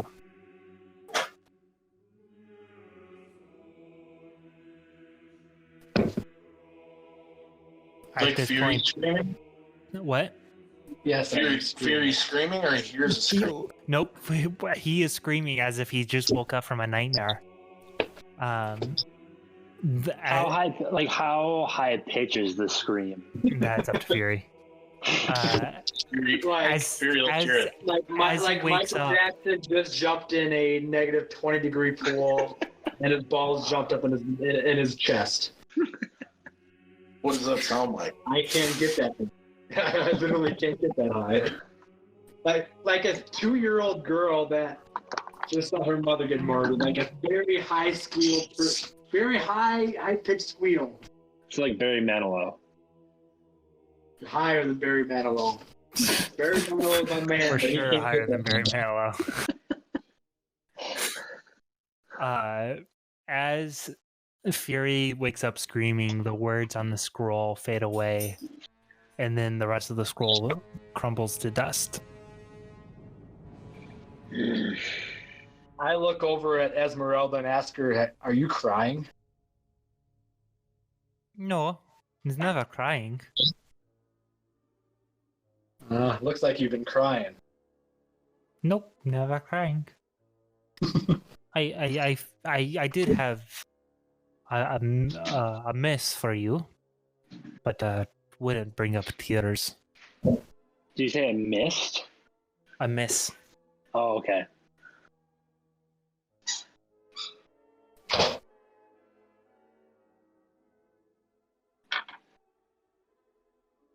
So, Ferry, would you like to go in there again, or downstairs? Well, there are 3 more skulls, so I'll let you guys deal with it. Meta, we should have taken all of his gold first. Also, Meta, what is my health at? 1. Okay.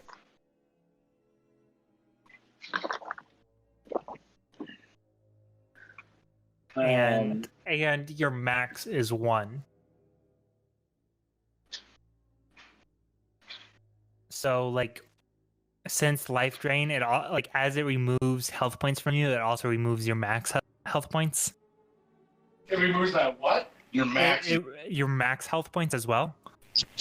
Okay, so when I reset my health points, I think to reset my max. Yeah. So I would say next time I take a long rest and I reset my health points, I check that reset max health.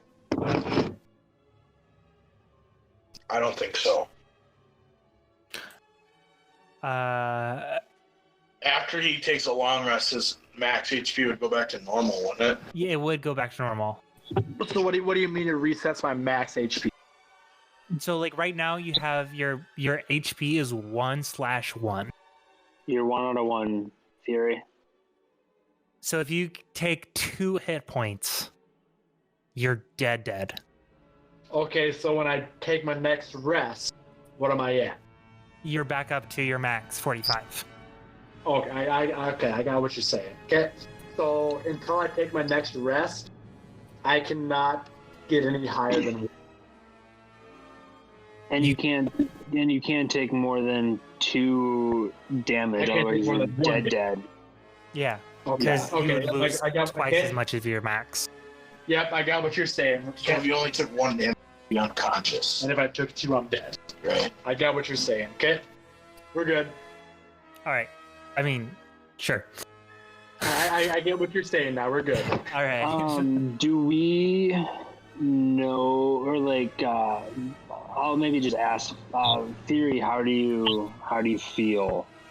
I'm just trying to elicit that information about his HP out of him. Well, I'm Fury awake. feels I'm 100%. Okay. Technically, Fury feels 100%. That's my answer, I guess. Yeah. Okay. Sorry, but like, it just No, you're good. That's fair. That's I fair. You're good. Fury, maybe we should go back and rest with the cave people. Well, I think we should finish up in this room. Let you guys take them out, check out that room, and then we can go rest up. Well, Meta, like to Corey's point, I don't know if you would have that opinion since you feel 100%.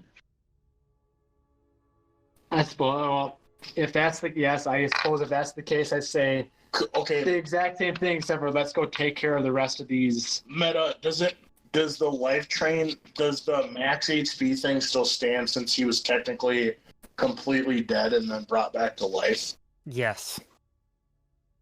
My max HP is 1, I just don't know. Because he didn't take a long rest, so it didn't get reset. Yeah, I say let's. But okay, but even though we don't know about his HP, this is all a meta conversation. Yep. Even though we don't know about his HP, he literally just died.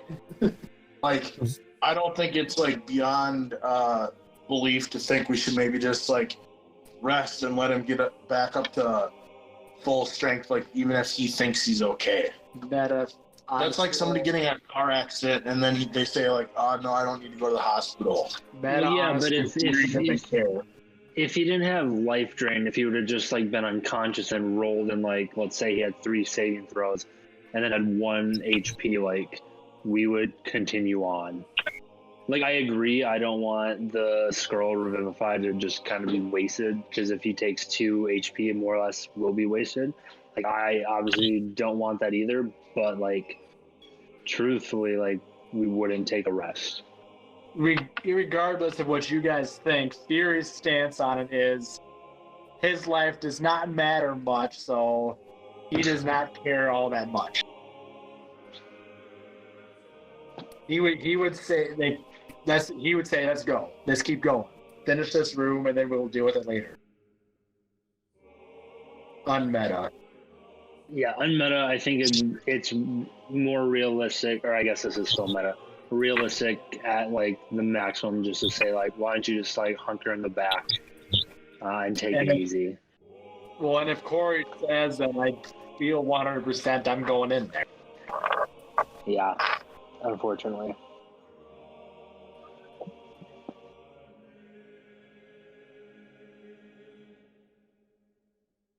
So, whose turn is it? Well, you guys are out of combat, so And I reiterate, there are 3 flaming skulls in there left. But I think we should check out that room also before we go downstairs. I'll go in first, and then I kick the door open. I'll go in second. I'll follow in third. all right. I still have the sun sword. You do. You do call the sun sword. 1 second.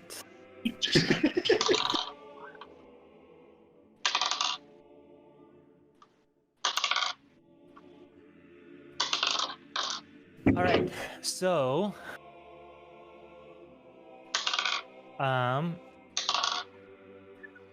everyone roll initiative, but I will give you all a free round since you kind of have surprise on them. Because they didn't know there was more than just Fury.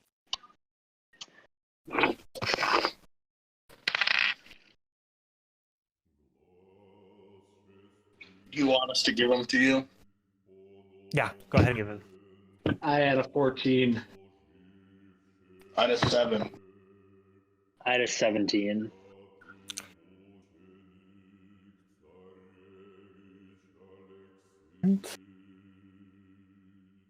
Esmeralda with a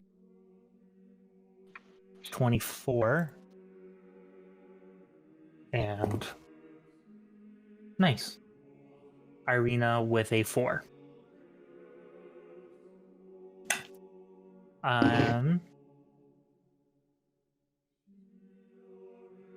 So Nith goes in first.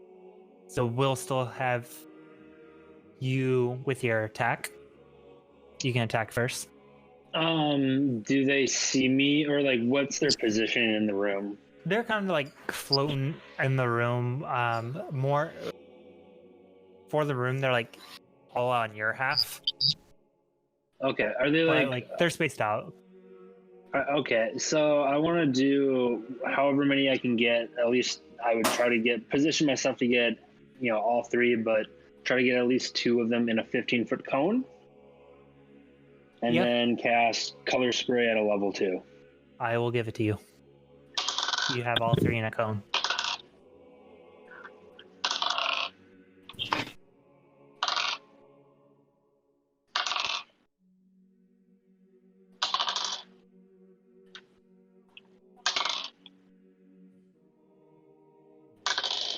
Uh, 50 points of damage.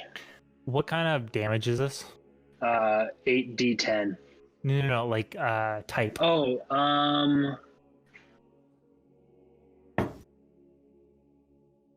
As long as it's not necrotic, we're good.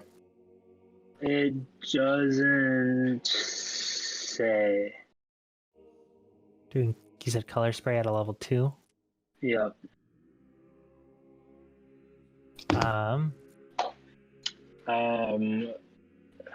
Yeah, it doesn't say. It just says dazzling ray of flashing colored lights spring from your hand. Cool. All right. Yeah, and I don't remember what I said for damage. Yeah, 50. Okay. So immediately the closest one to it, just covered in rainbow, and just does whatever it was, dissolves it away, and it is dead. Moving on to the second one, some damage is done, but not enough.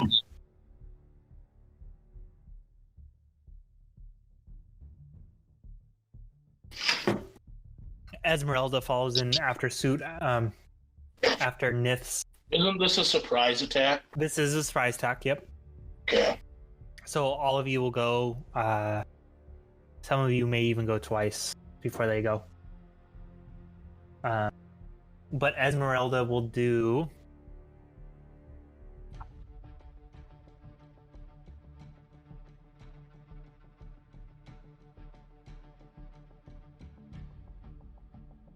Oh, she can't do that.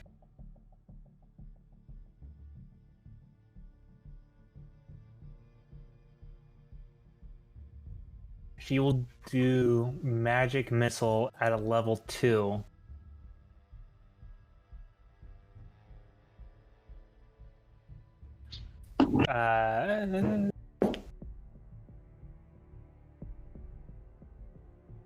With a 13, which just enough.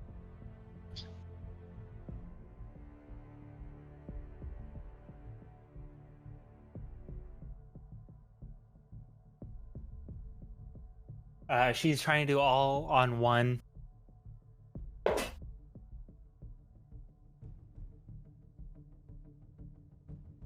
Four,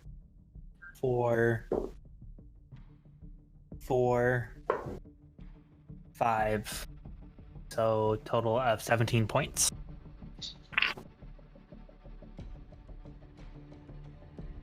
And we are to Fury. And we have 2 left? Correct, 2 left. One looking pretty beat up, the other one full health. And how far away am I? From the doorway, I would say the farthest one away is no more 30 feet. Okay. I am going to.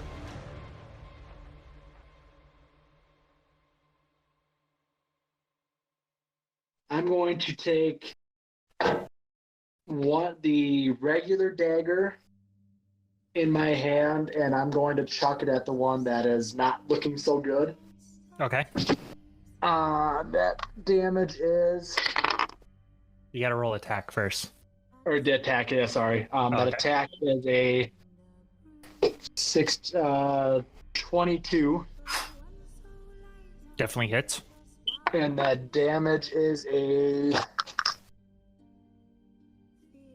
Hold on, I gotta find the die here. What are you looking for? 1d4 thing. I don't know how that thing works, but 3. 6 points of damage. All right. And I chucked it at him. I'm still however far away I was. Yep. That's it for you, right? Yes. All right. Lucan.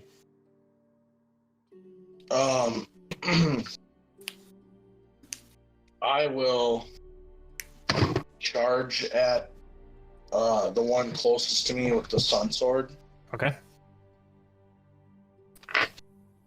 and attack it. Is that still undead? It is still undead, yes.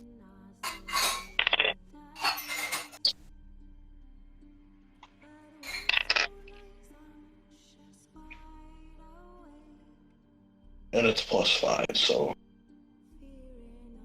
18 points of damage. All right. That one is destroyed. Do I have enough remaining movement to get to the second one? Yes, you do. Okay, then I'm gonna attack Because your that movement's one. 30, right? Yep. Yep. Okay, then I'm gonna attack that one as well with the sun sword. Okay.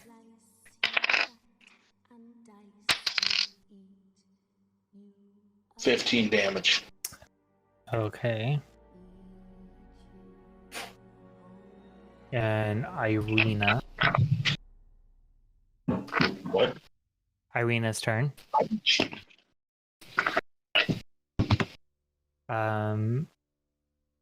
Sure, this thing is so good. I'm Coming in with double long swords.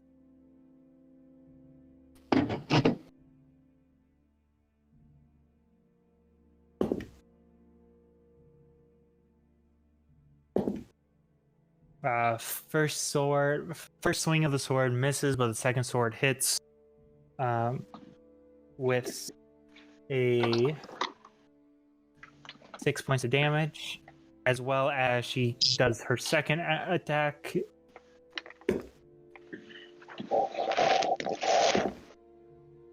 Both swords hit as well.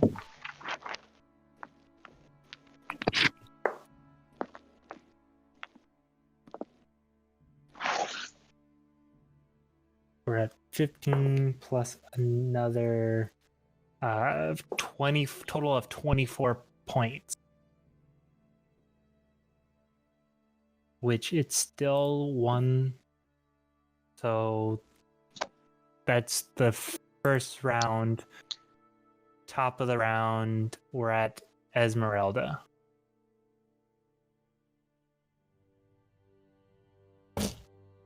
And she attacks them with. She comes running in one last time. And she is using her rapier with a dirty 20 to hit. And 10 points of damage. She comes running in right after Irina struck. Takes a step off of Irina's back, goes flying in the air, rapier in both hands, coming down, striking center mass of the skull, crushing it into a million pieces. You guys are out of combat.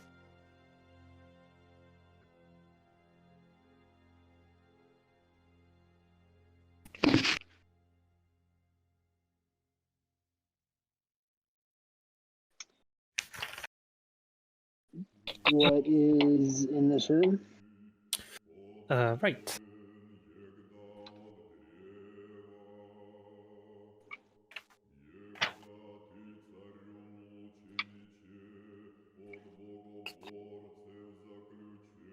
Well, should we go check out that other? So, in the center room is a dining table. Covering the table is a magnificent feast that fills the hall with rich smells and cooked meat, sweet vegetables, piped hot gravy, and wine.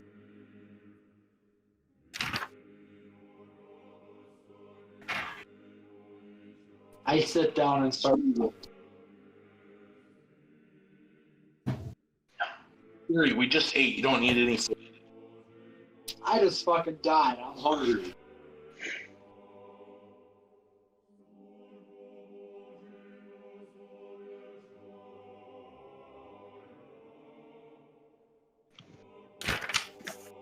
Yep, just reading. What are you over. going to scare me eating? Fyodor, I wouldn't really do that. Why is that? You don't know what was made in it. Like, you don't know how old it is. It's could be poison for all you know.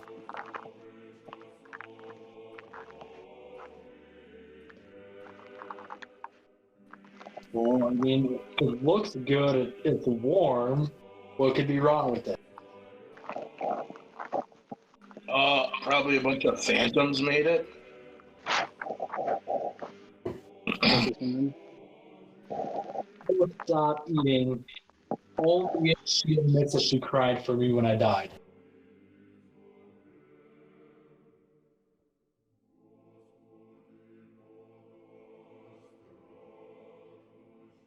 Nothing? Hold on.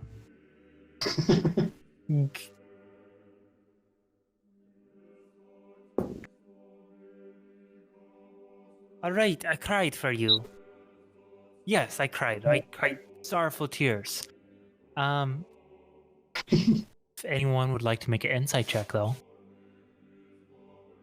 Yeah, I will. Okay.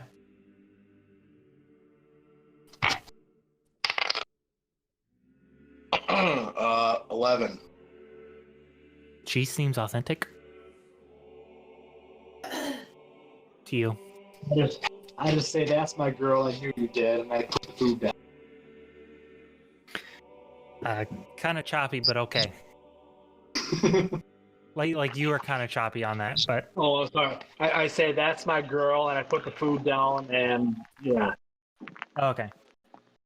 Can you hear me just fine from here? Yep. Okay. Just talk. I couldn't. All right. So in this room, there is another doorway to the right of what you came in on. Like if you are staying in the doorway, the wall to your right at the end is a doorway. Meta, I'll be. Like all the other doors to the left, correct? All the other doors to the left.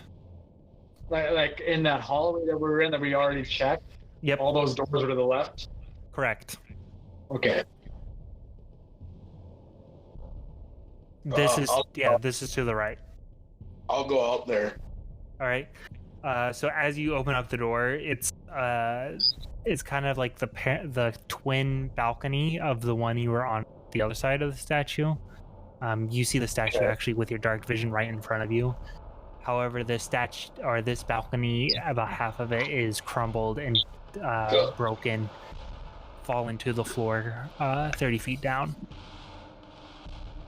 Can I tell what happened? You can go ahead and make an investigation.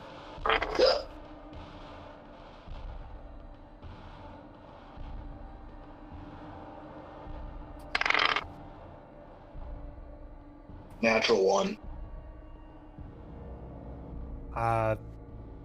You can make any assumption you'd like, and you believe it wholeheartedly.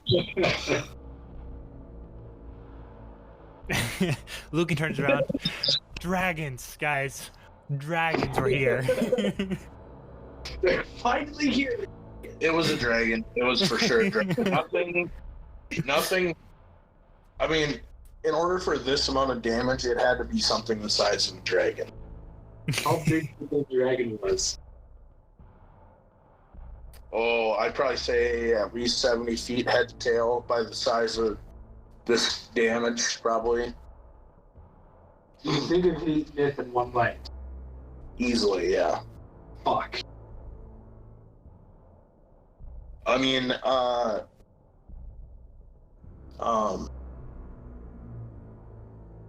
what's his fucking... Nephron. Nephron didn't say anything about any dragons, but, this was definitely a dragon. Well, I don't want to deal with no fucking dragon. I say we go down the stairs. Fiora, you can do an insight check. An insight check? Yeah. Well, that's just whether I'm telling the truth or lying. That would be a 9. Yeah, you can kind of read his body language. He's not 100% sure. But you said I wholeheartedly believe it. I still don't want to. I still don't want to fuck with the dragon. Is there anything else out on this balcony? No. Well, there is a doorway to the left. Hey guys, there's another doorway though over here.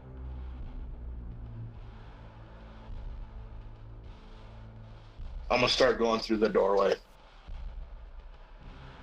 All right. So you get to a room. As you walk in, this bare stone room consists of a foyer to the east and a shrine to the west. Candlesticks draped in cobwebs stand in the four corners of the foyer. In the shrine, a faceless obsidian statue stands in a raised alcove at the western end of the chamber. Slumped before the statue are two desecrated corpses in tattered garments. Two pairs of alcoves line the north and the south walls of the shrine.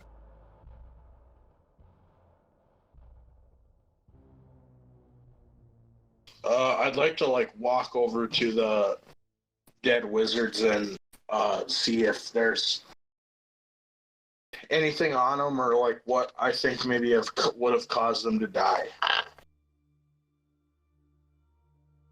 Again, go ahead and make an investigation. Natural 20.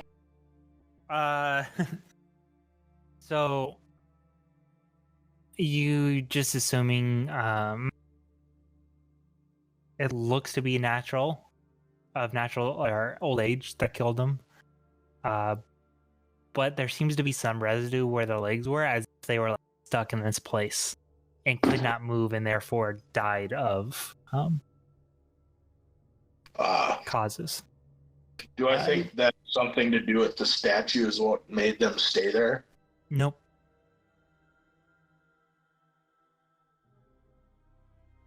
I don't know that, or I don't think that. You don't think that?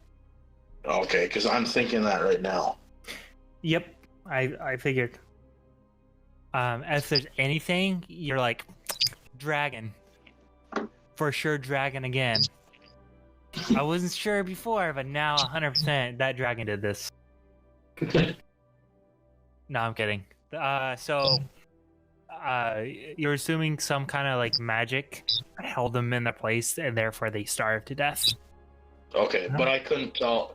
But from anything I can tell, it wouldn't have had anything to do with the shrine. Nope. Okay. Is there anything else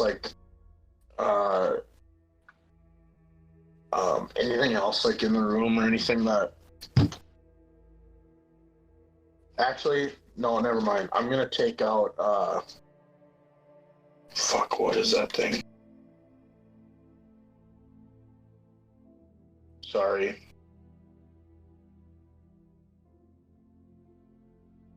What's that fucking... What do I have?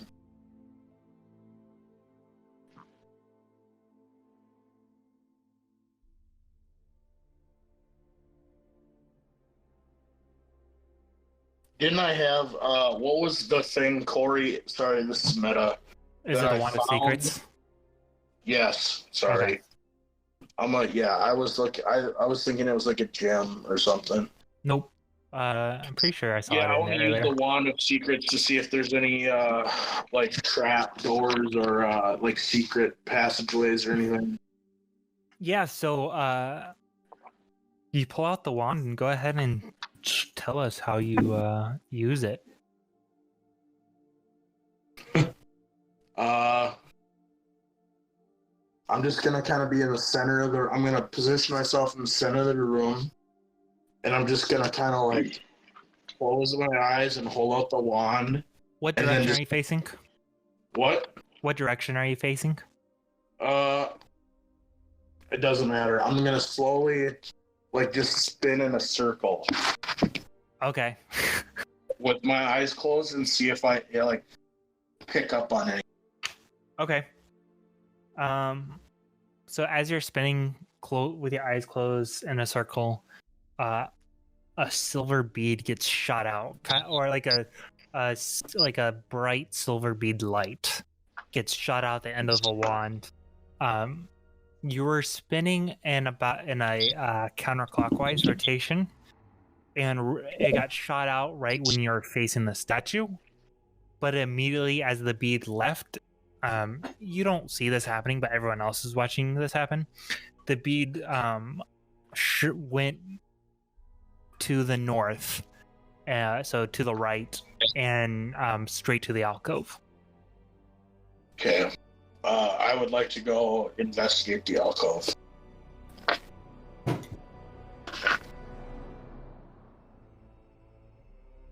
You don't need to investigate. Oh, okay.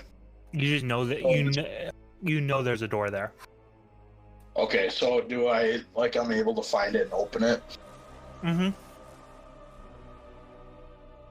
Okay. I will do so. So, as you open this secret door, it was kind of like a hard budge, but eventually, like, you are pushing a little harder and it gives. No need to give a strength check. Okay. And you hear a like something's cracking.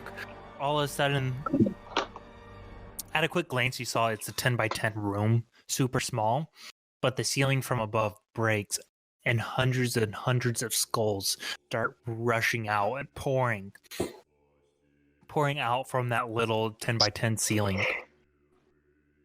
One after other, all spreading across, some breaking, others just continuing to roll as far as it goes until something obstructs it. This goes on for a good minute of endless skulls just continuing to pour out.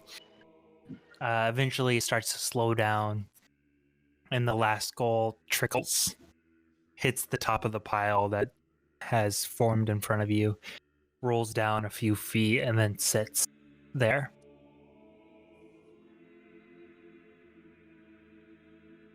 And that's it? That's it. That's like, in this 10 by 10 room, that's all there is just a bunch of skulls? Yep.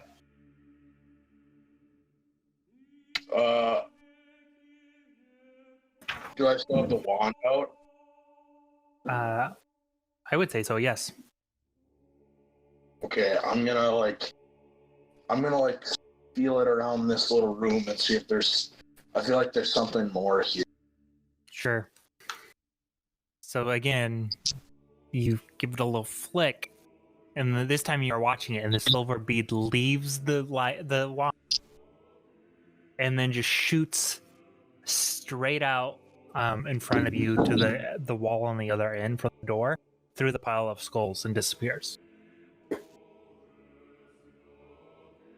The silver light went through the skulls, though? Well, like, the skulls didn't stop it. Okay, so, like, I feel like there's something on the other side of the skulls. Correct. Can I climb over the skulls or not?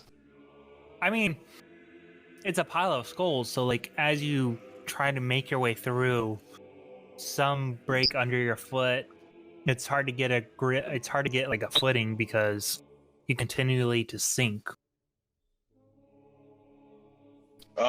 Fury, do you have like a... Esmeralda immediately starts coming over and starts like trying to shovel out as much of the skulls as possible.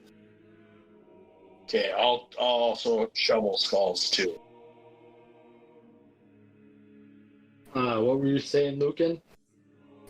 I was just gonna ask if you could like, if you have any spells or something, if you could like float over the top of these and like go, but the rest of us will still need to do it at some point. For the most part, my spells are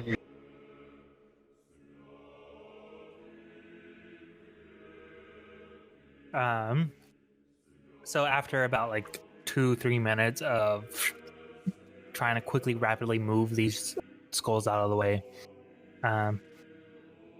it's not 100% clean, but like it's good enough, 100% good enough to like start moving just normally in this 10x10 room. Lucan goes over to the other side of the room where he thinks the bead was, and he again pushes on the wall, and it's this heavy mass door, stone door that just swings open.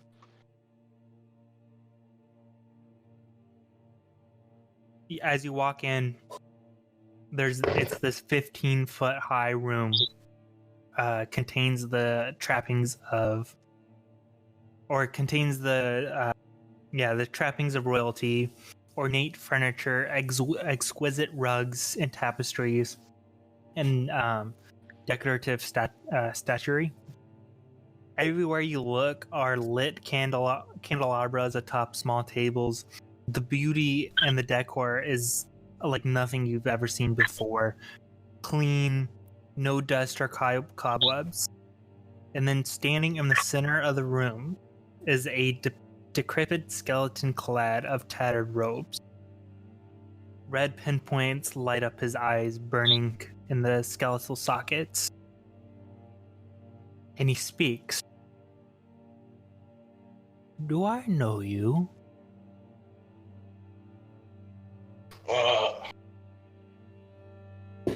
Hello. You do not know us, but we know you. Do you? Ah. And he kind of pauses for a little bit, and he thinks. Who am I? We spoke with Nephron, and he is the one who sent us to you. Nephron, yes, good old friend of mine. It's been many centuries since I've seen Nephron. Yes, he said that you guys are overdue for catching up and asked us to tell you hello. Ah, thank you. He also said that with his blessing, you would not cause us any harm. Well, any good friend of Nephron is friends are with me.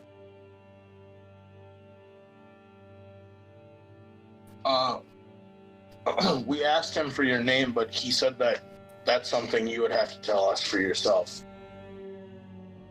I'm right. And he thinks for a while. I can't recall what my name is. What do you mean you can't recall your name?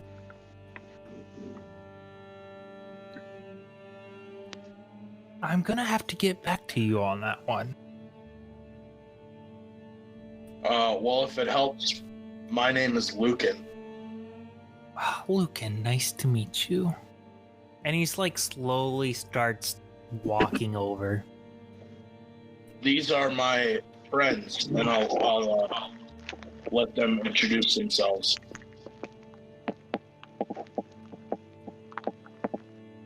Irina and Esmeralda here. You can call me Nith. Nith. And you are? As he looks at Fury. Fury's P again. Oh, okay. He just says his name is Fury. Yep. Yes, I do say my name is Fury. Well, Sorry. welcome Bladder. to the Ember Temple.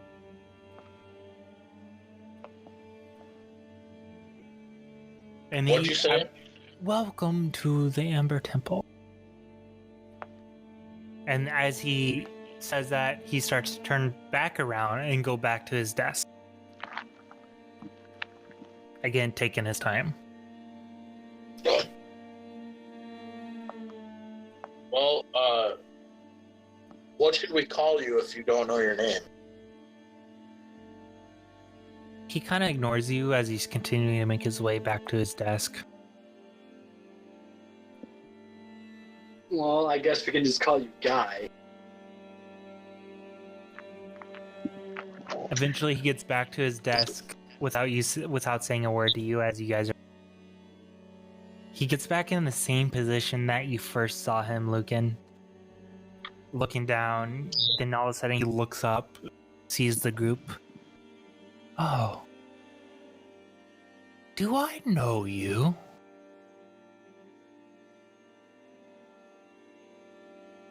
Is there a check that I can do to try to get a better understanding of maybe like what's troubling him or plaguing him, or like just what's going on with him type of thing?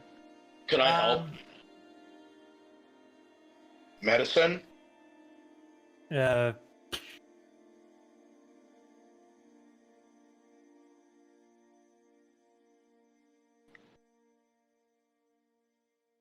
Who did he say, do I know you to? All of us. To all of you. Just in general? Okay. Yeah, so go ahead and give me just an insight, really. 18. Or a arcana. Still 18. Okay. Mine was 15, so Jacob. Doesn't matter.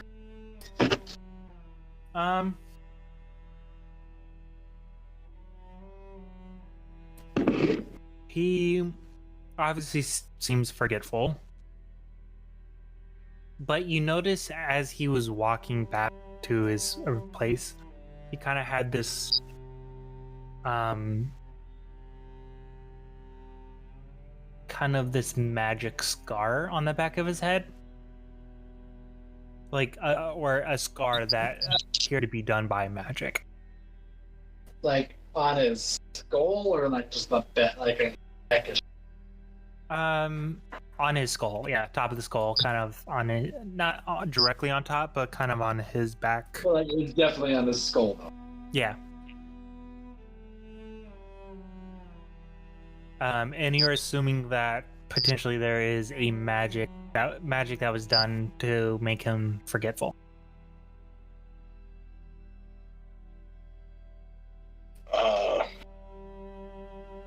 Meta, is there anything we can do to, I don't know, reverse it potentially?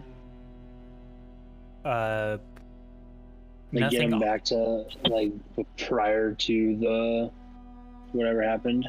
Nothing on hand now. Okay. Would a would his, I don't know if I can ask this without like actually casting the spell, but like, does his thought say something more than what his self says? Does his thoughts what?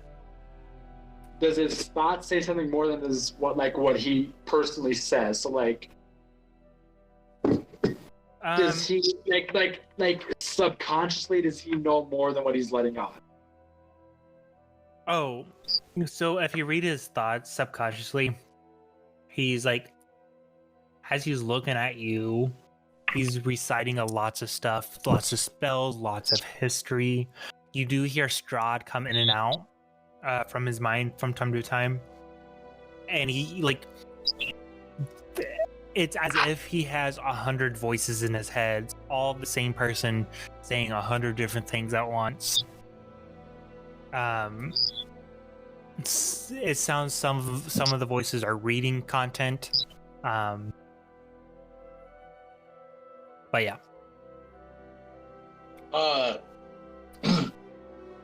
Hello, we are friends with Nephron.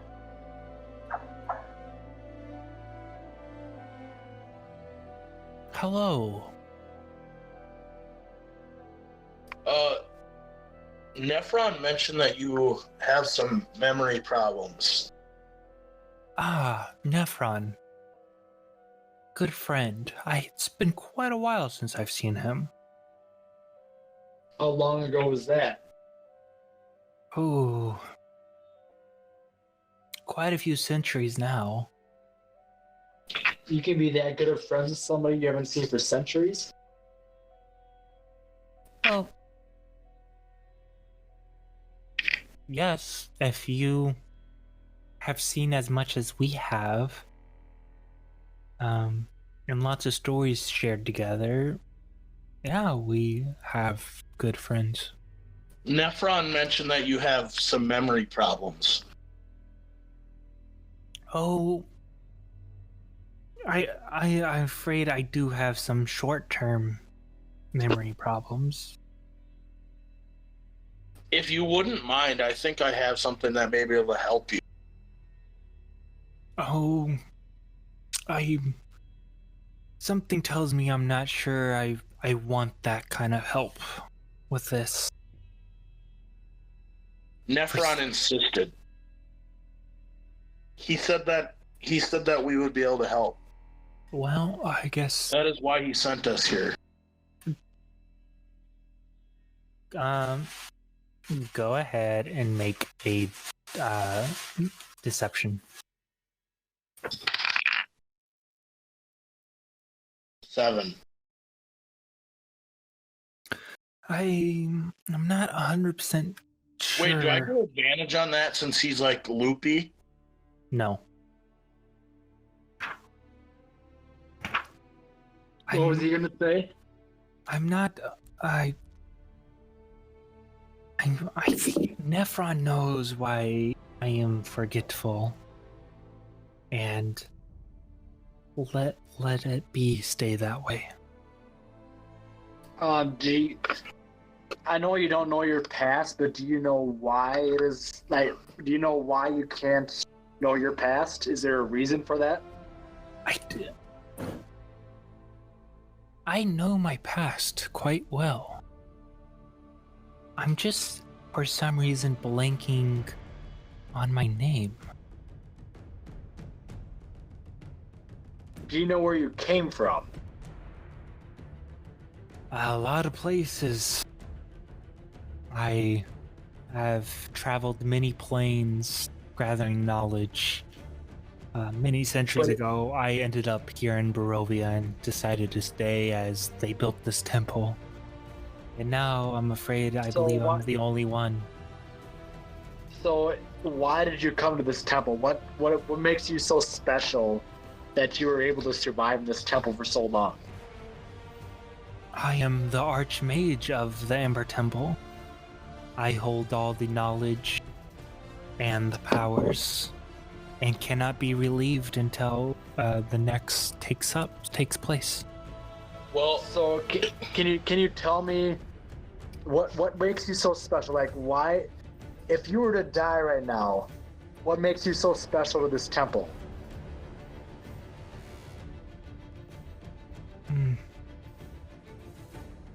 Excuse my friend's brash and to the point questions. We don't mean to insult you. In fact, I understand. I mean, there's many mages that have come and gone, but why am I the one still here? And I guess for that reason, I have no idea. There's other powers above us that would have their answers, but for now, I'm afraid I can't answer that one. I think I might have something that would be able to help you.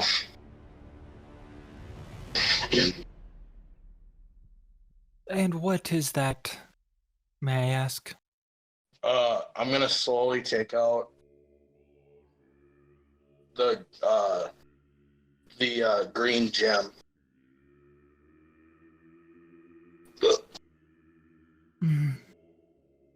Oh.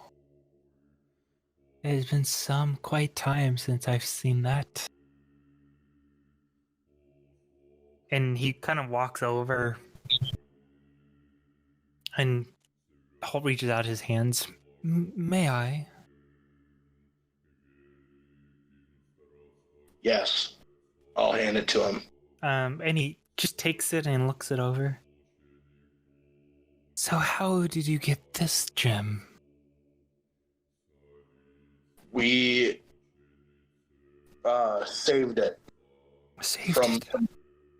we found some evil people and were able to save it from them. I'm sure you are viewed highly for the Fanes for them to give you this and let you keep it. You could say that. And he kind of hands it back. I know what that does, and I believe why I'm the way I had some reason to cause it. So I assure you, please don't.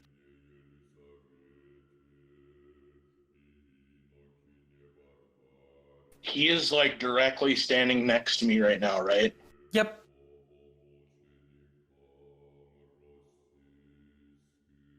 Does he turn to go back to his desk?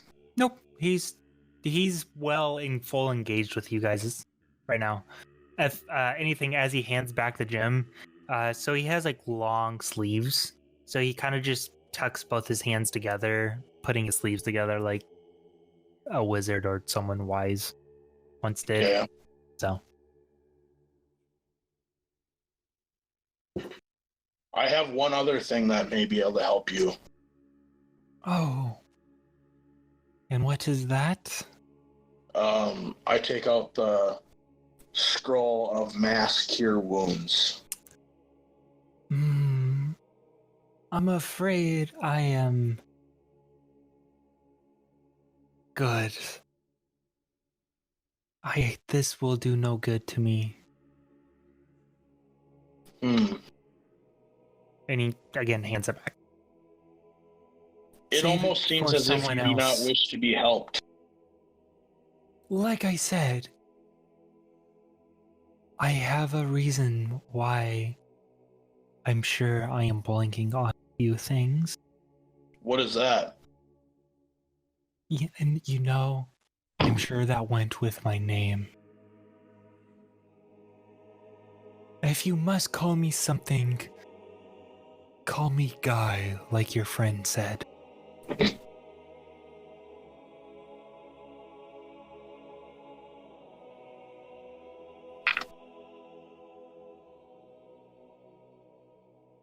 Well, I feel bad that we can't help you. I wouldn't. But is there anything I can help you with? I'm sure you came here for a problem to be solved. And here in our library, have the answer.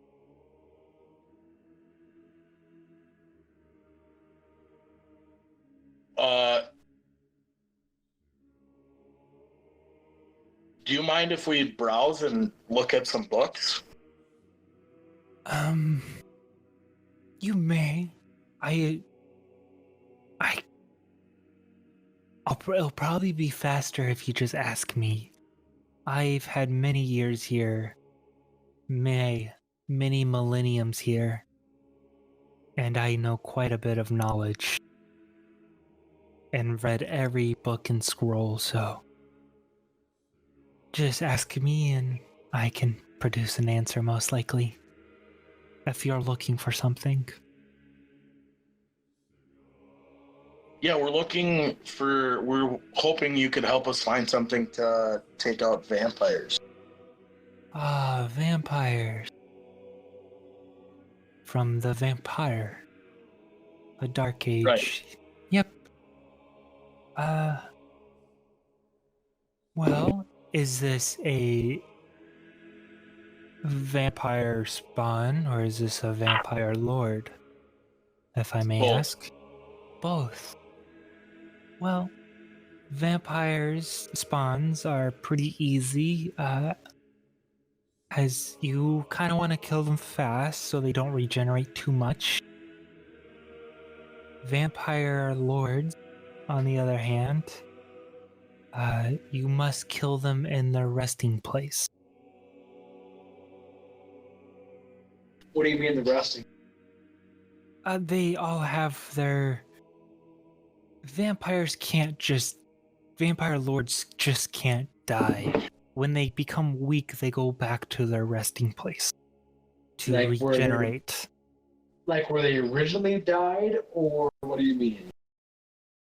On the dirt that was originally where of their homeland, yes.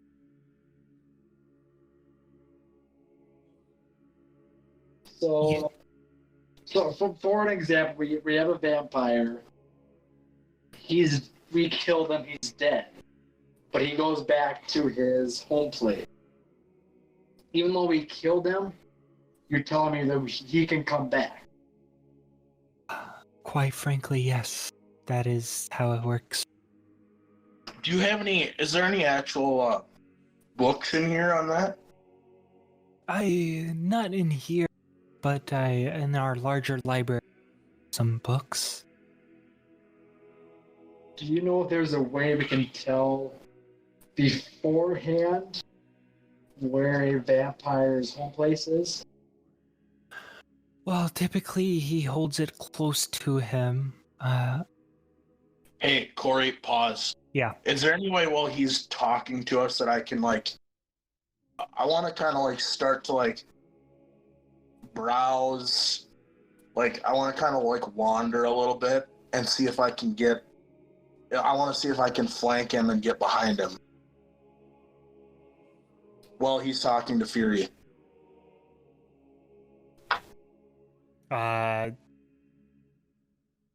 Sure. Go ahead and make a stealth check.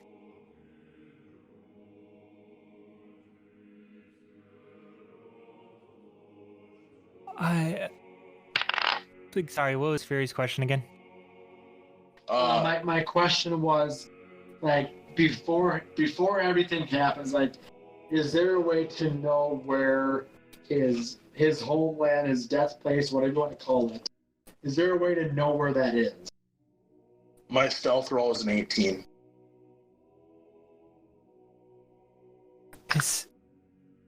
As he's talking to Fury, he speaks up and goes, "Lucan, is there anything I can help you find?" Sorry, I'm fascinated by this architecture in this room. I have never seen anything like it. See. And he kind of goes back to Fury, knowing Lucan that you are behind him. He knows I'm behind him? He knows, yeah. But he's facing Fury? Correct. How close am I to him? How close do you want to be? 5 feet. All right. Okay. I'm gonna come up behind him and I want to press the gem to his scar. As you do so, again, when he's talking to Fury, before you could get much information out, he pauses. Lucan, I urge you to stop trying.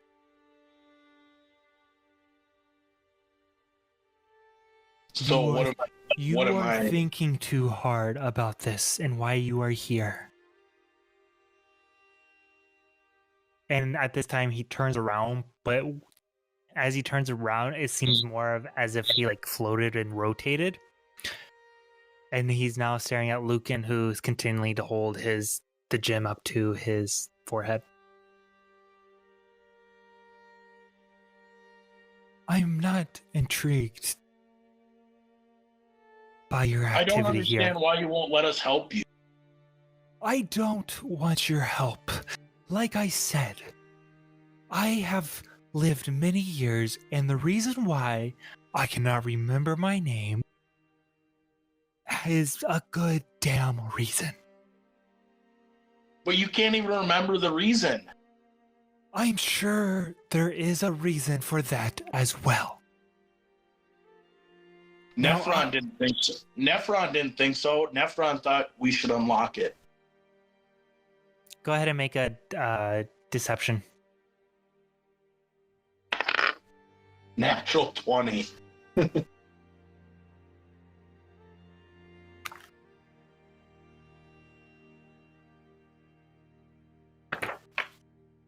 Hey, Joe's seen it. I know. I'm just flipping some pages. That's like the third one I rolled tonight.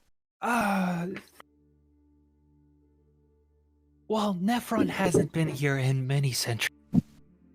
So what does he know now? He has your best interest in mind. I'm sure If you he don't believe does. us, if you don't believe that we have your best interest at heart, that's understandable because we just met each other.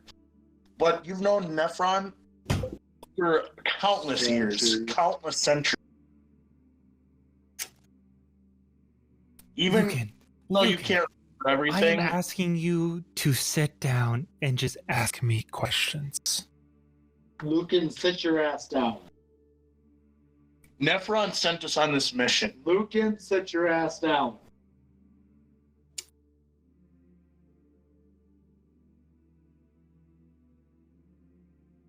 What could be the worst that happened? Kill us all.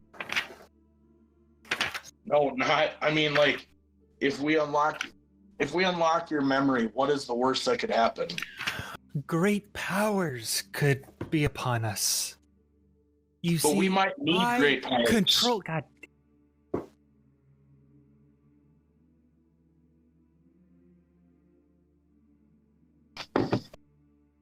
There are many dark powers here.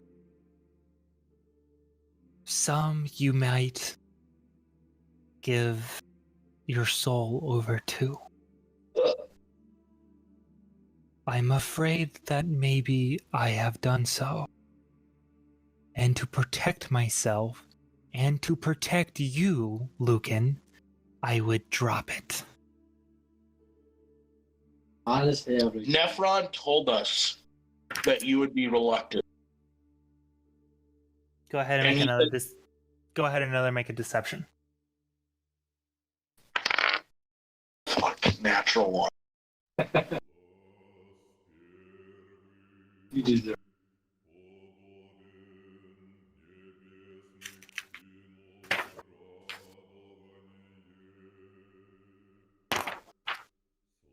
Did you hear me? Yep, natural one. Yep.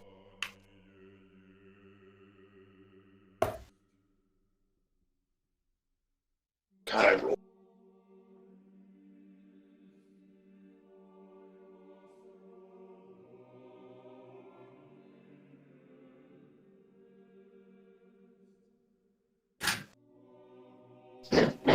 How many health points do you have, Lucan? How many health points? Yeah. What the fuck? 46. Lucan, I told you many times to stop. I have not. You have lost my trust. And now I believe you are here for dark.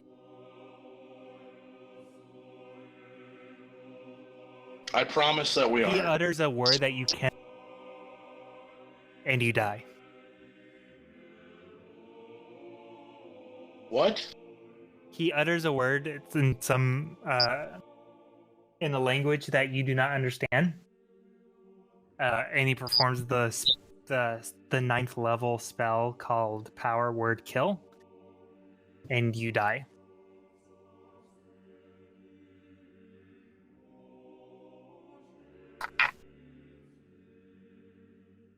He turns around and continues to talk to the rest of the group.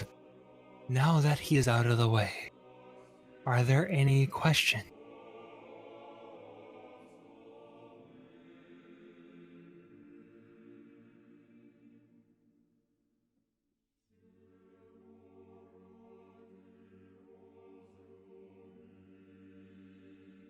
Hello?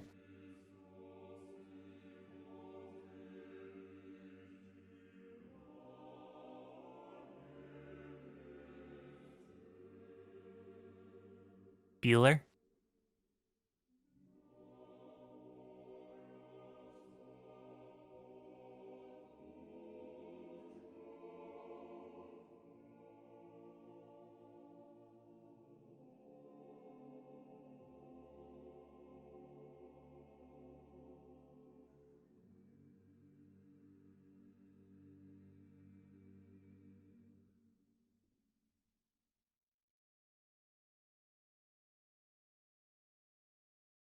Hello?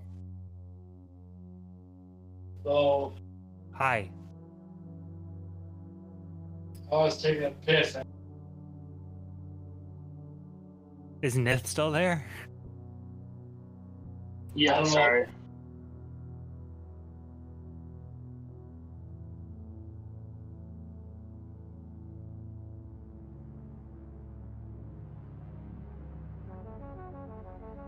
Are there any other questions?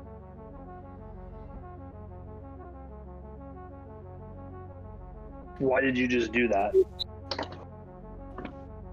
He was slowing you all down. You guys have a great mission. I will bring him back, do not worry. Just for the time being, I disposed of him. Let him know what fear is for a moment.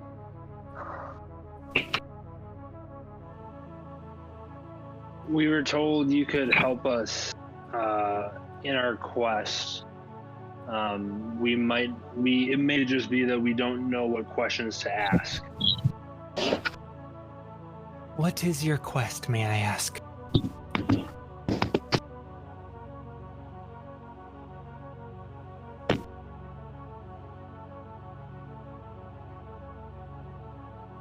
How do you know it's a great quest, as you just stated, if you don't know what it is? I have thoughts on what it might be, but I do not want to give you information that might be dangerous. It can bring this world into Say far that again. greater That might be peril. what? That could be far dangerous and bring this world into farther peril than it is already gone. We are here to destroy Strahd. Ah, finally! You have said it. You want to kill Strahd. Yes. So, he is a vampire lord, and you must kill him on his dirt. Homeland dirt.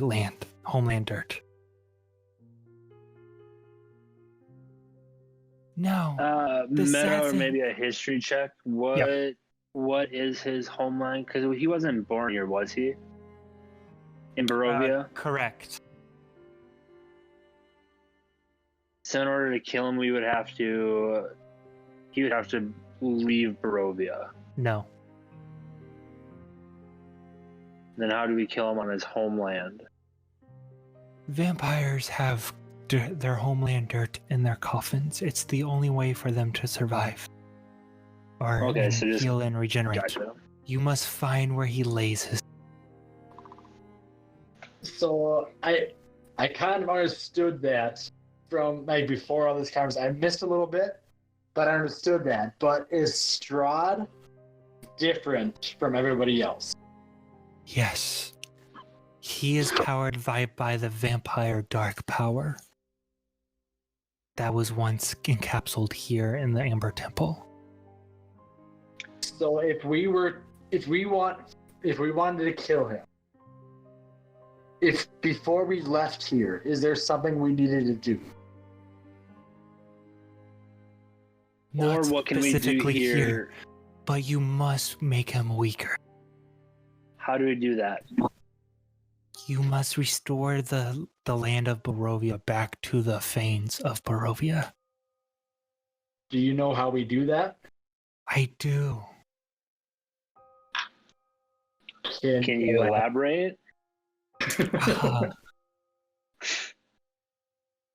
You must do 3 things to restore Barovia.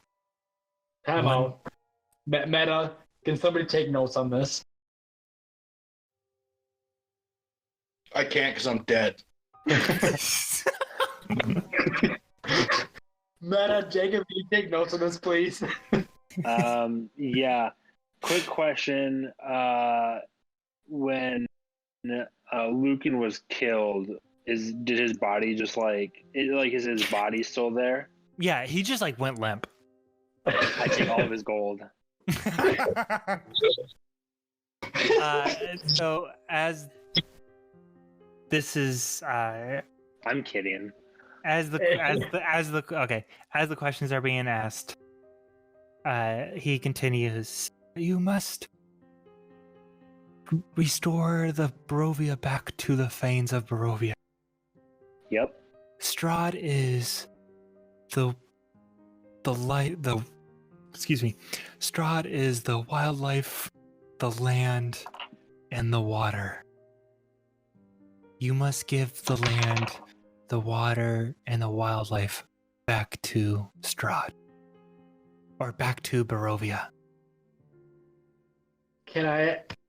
How much do you know about Strahd?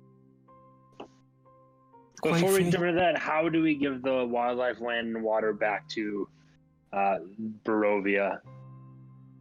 I want it noted that I'm using a Oxford comma in those 3 items. Sure. No idea what that is. Joke with Trevor. You must restore their powers.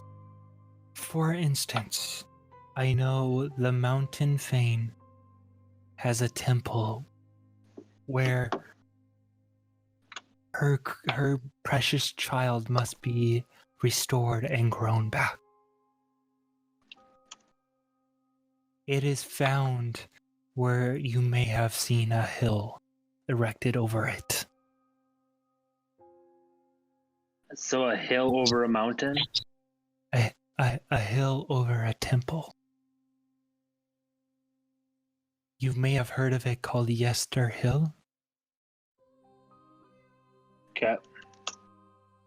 Underneath the tree on Yester Hill, there is a temple entrance. There you will be tested for the Mountain Fane, and if you succeed, you will give back the Mountain Fane her power of the land. As for the water, her land was taken over by Baba Lysaga. Sacrifice Baba Lysaga and give the heart to the water. There is an altar for her heart to be rested upon.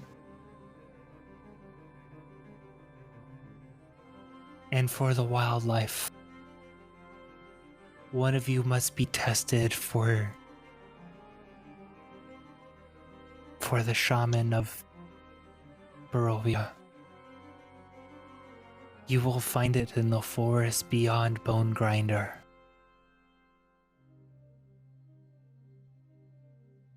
Can you repeat the wildlife one?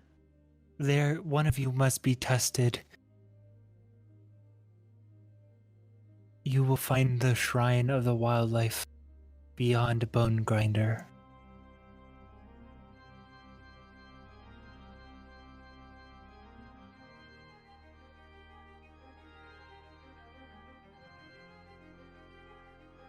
Going back to my question, how much do you know about Strahd?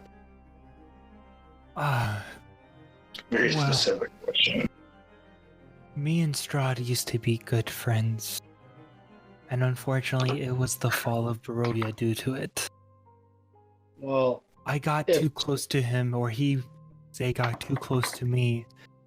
Came here a lot. And offered himself to the dark power of vampire. my question, if Strahd were to die, he dies, there's nobody to take his place. What would happen to Barovia? Barovia would be released from the dark powers that reside into it. And would that be a good thing? Souls would go to rest. People would be able to leave. The world is reconnected with Barovia like it once was many centuries. I don't see why it's not a good thing.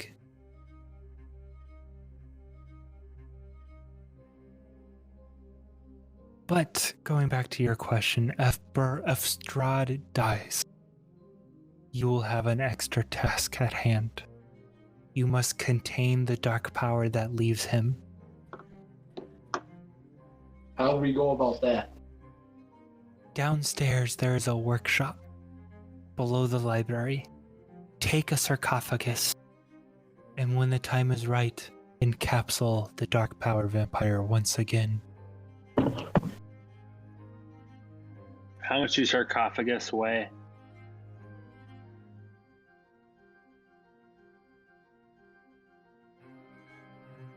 I will put a spell on it that will make it lightweight for you. I'm sure you have a bag of holding. If not, I have plenty here. And he kind of like points all around the room. You have a bag of can't take? I'm sorry, what was that? I asked, you have a bag of holding we can take? Yes. 1 second. And as he turns around, now facing Lucan for the first time, he bends down, touches Lucan on the forehead, and Lucan again comes alive, screaming bloody murder. As if he's woken up from a nightmare. Now, Lucan, please do as I ask and don't ask any personal questions. Like I said, I have reasons why I'm the way I am. I look at Lucan. How did that feel?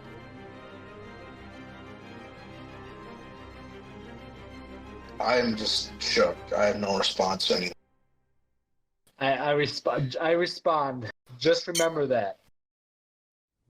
Nothing else. Just remember that. We go back to what he was saying. The guy makes his way over to one of the walls on the shelf. He pulls down a little bag, or not a little bag, like a good sized sack. Brings it back over. Presents it in two hands to Fury. Here you go. Bag of holding. Does this bag look any different than the bag we currently have? The tapestry of it is like a different pattern. But I mean, like, what But it does. size-wise, it's the same. As for stats, it's the exact same, identical. This one just looks a little more tattered. I look at Nathan and I say, I think you would be pretty good at holding on to this.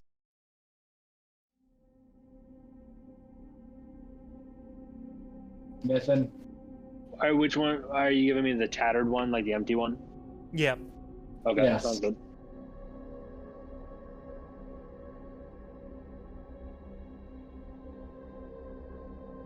But as I was saying, if you give back Barovia to the Fanes of Barovia, it will weaken Strahd. And you said that. How so? Go ahead, Jacob. How will it weaken Strahd? It will lower his armor class Okay. just to save time. What you said? What can contain the darkness of Barovia? You said that is here, correct? Correct. Dark Where powers reside here. Where would we find that? Are you talking about like the sarcophagus? Yes. Sarcophagus? Yeah. Whatever can contain the darkness. Sure. Follow me. And he slowly starts to make his way back to the room and to a doorway back in the corner. I follow him.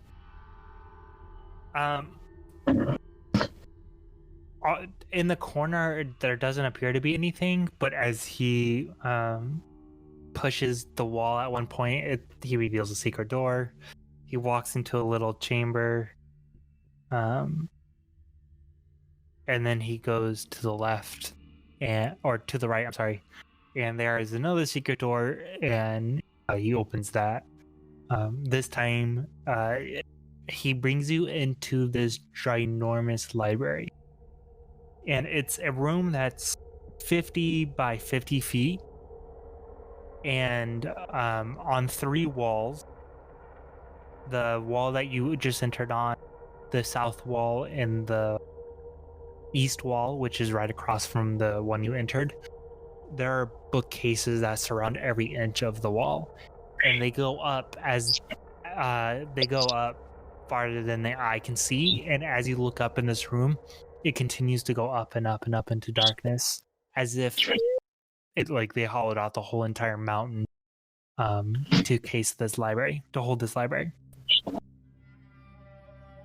There are a few study rooms or study tables with books littered all over, open and closed.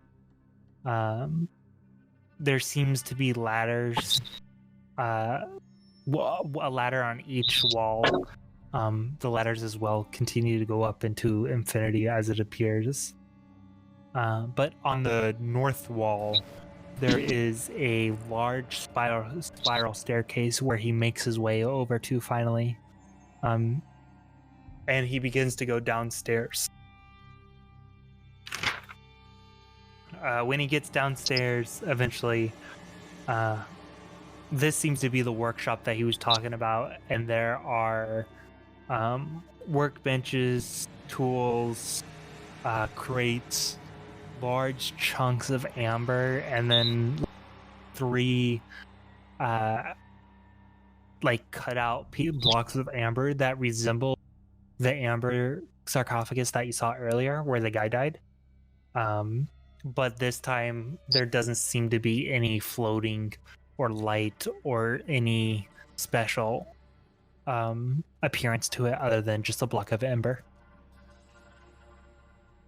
They're about 6 feet tall, and it's like a solid chunk of rock, or not rock, but solid chunk of amber that's 6 feet tall.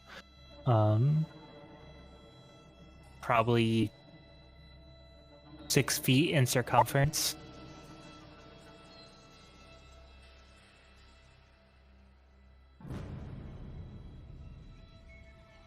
I believe one of these will suit you, Fury.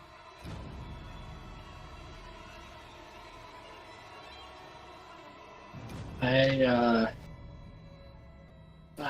just grab one of them. Go ahead and make a strength.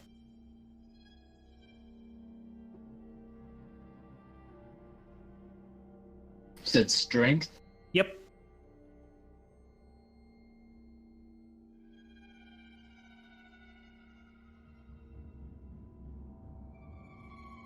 Being a strength. So it's not in the long list. It's up top in your 6 main, far Oh. left. Yeah, I see it. I see it. Okay. One year, ladies and gentlemen. I got a natural one. Okay. So you go over to it, you wrap your arm around it, and it's like not moving whatsoever. You are also lifting with your back, which is not good as well. Lift the twisting jerky.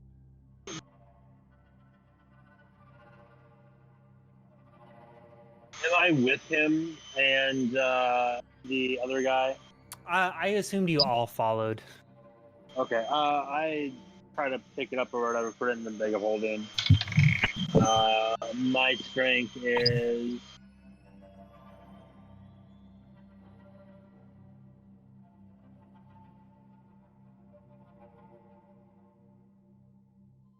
I, 23. oh, I was like, I didn't hear that. Okay.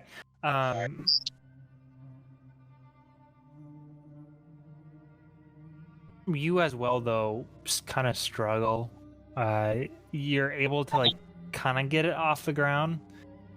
Go ahead and make an intelligence check, though. And then he say he was gonna make it lightweight. Yeah. Okay.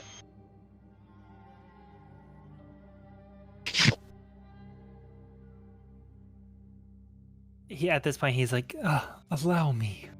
And he kind of walks over, touches it, and it kind of just floats 2 inches off the ground. But at this time, like, you could give it an easy push, and it just, like, glides as if it's on ice. Intelligence is a 14. So you realize at this point that you could just take the new bag of holding and, like, throw it over the top of it, and it just disappears. How will we get it out? You know. When the time comes, like, you know, with the bag of holding, think about the item, it comes out. So, like, if with the bag of holding, if it's like, if this is the only item in this bag of holding, and you just, like, when you need it, turn it upside down and shake it out, it will just come out. Okay.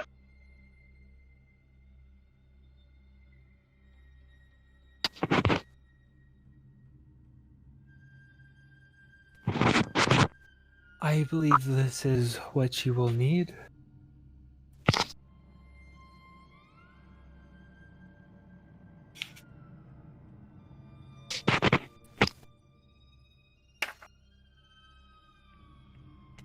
Is there anything else you can offer us in terms of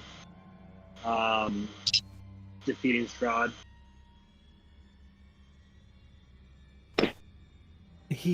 Keep in mind, he is still a vampire in the end. So a stake to the heart will for sure do it. But keep in mind, when the stake goes in, the dark power will come out.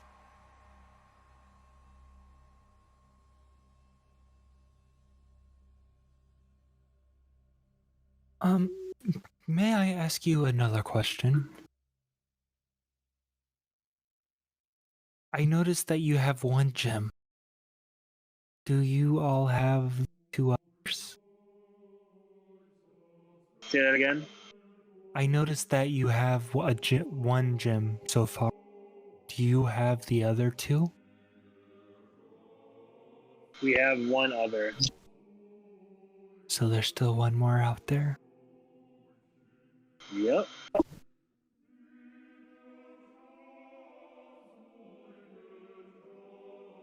Yeah. I have my doubts, but I believe it's red.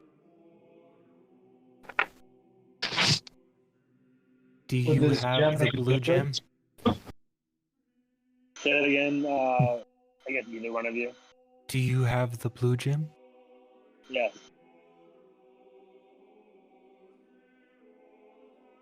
Yes. Yeah, I know. I'm waiting for Joe, though. Sorry. Oh, sorry. Well, like I'm. I was just asking, would this other gem make a difference? I believe he draws power from it. I'm not 100% sure how he got it, but I believe it is in his hands. I'm afraid I can't tell you where he stores it. But a gem of this magnitude will have its display of power. I believe he'll probably keep it somewhere close to him as well in his castle.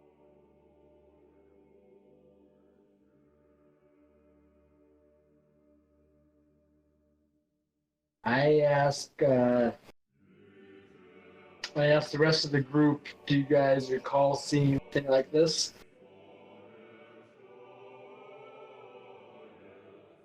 Anything like what? Esmeralda. No. He would keep this in his castle. Do you guys, when we were at his castle, do you recall seeing anything that he's describing? No, but I assume it's a jeweled butt plug. You in the back of the group, you kind of hear Irina kind of cough and speak up. Would you say that this gym is red? Well, I mean that's what he's saying. I mean, I would assume it'd be red, but I think I know where it is. In Ravenloft. You see, when I was there, he gave me a tour of the place. Where did you see it? It was in the top main tower. Like, if you take the stairs all the way up, you'll see this. I didn't actually see it, but there was this bright red orb emitting light all the way through. If we were to go back there, do you think you could get us to that gem without him knowing?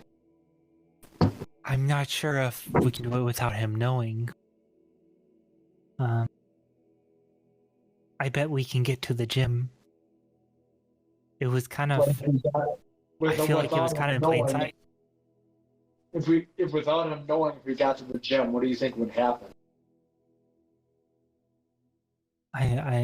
Who are you asking? I said, without him knowing. No. Who? Oh, sorry. Go ahead. No, what were you gonna say? Who are you asking this question to? But I think it's Irina. To her. Okay. Without him knowing, do you think if we could get to that gem without him knowing? But if he were to know, what do you think would happen?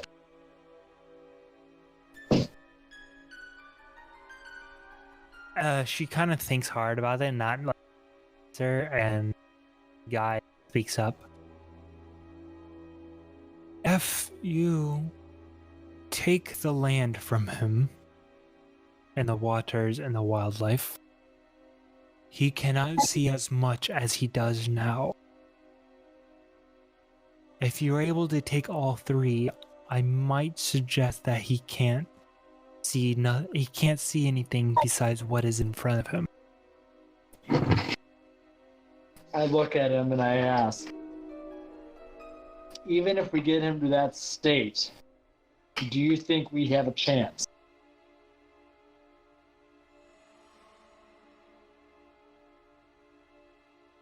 I do. You think he'll be weak enough? He will be weak enough. You guys have the tools that will do the greatest damage to him. I believe if you weaken him throughout, you will see it through.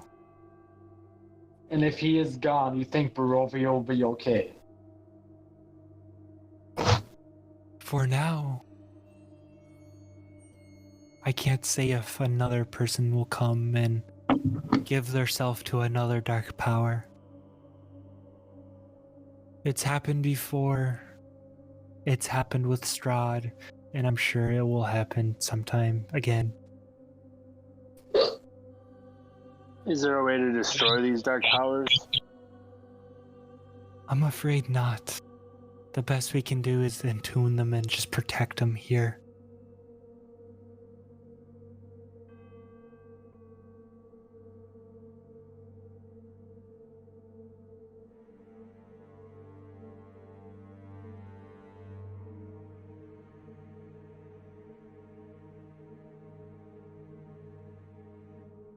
Lucan, you're kind of quiet. Yep. I'm sure you've had time to think. Is there any more questions from you?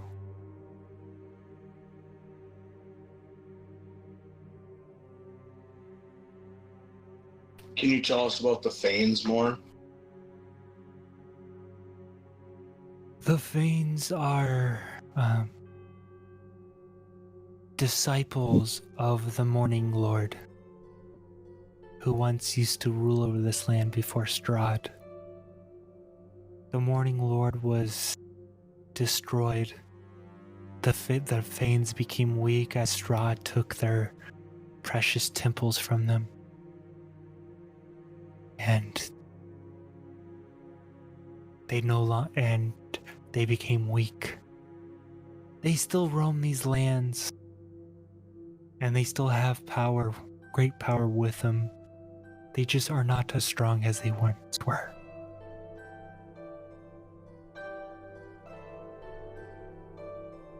Can you describe what they look like to us? Yes. There was the Mountain Fane, the huntress of the goddess of huntress.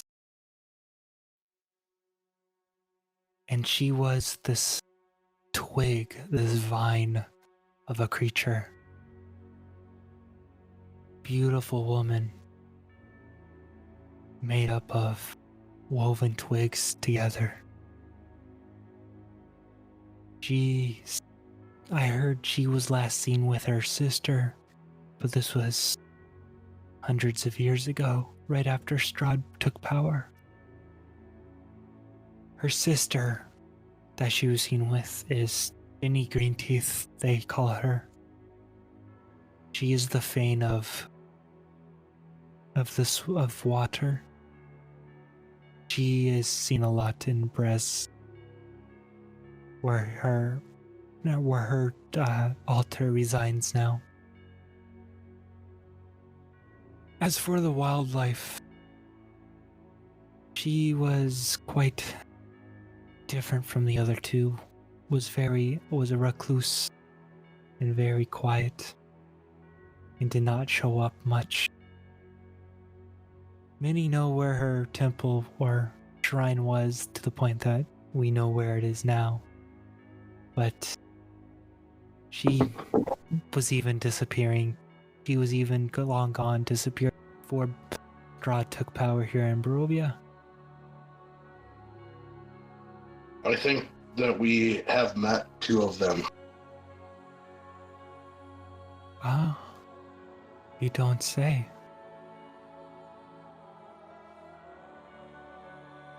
That is quite a sight to see too, especially in the days that they are now. Yeah.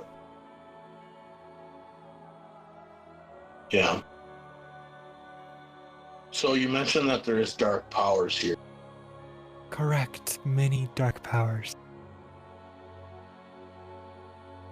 And although I can assure you I am not after them, like you said before, do you think any of them could help us? Now, I believe you when you say you are not looking for them. But when you ask a question like that, I want to say otherwise. Yes, these dark powers are very powerful, but they are not helpful in what you are trying to do.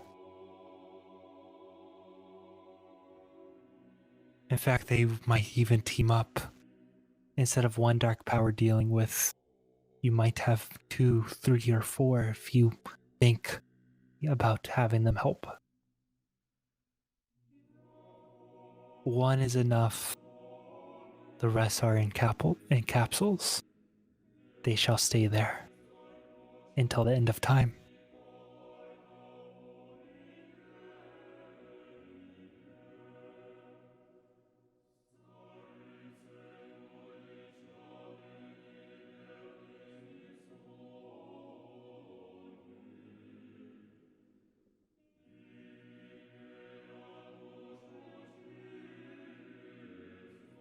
I believe you guys are now on a mission.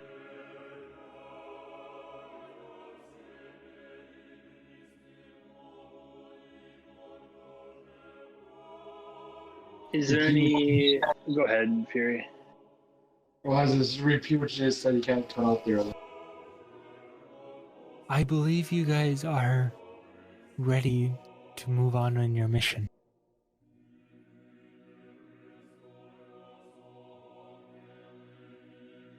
Is there anything else, maybe material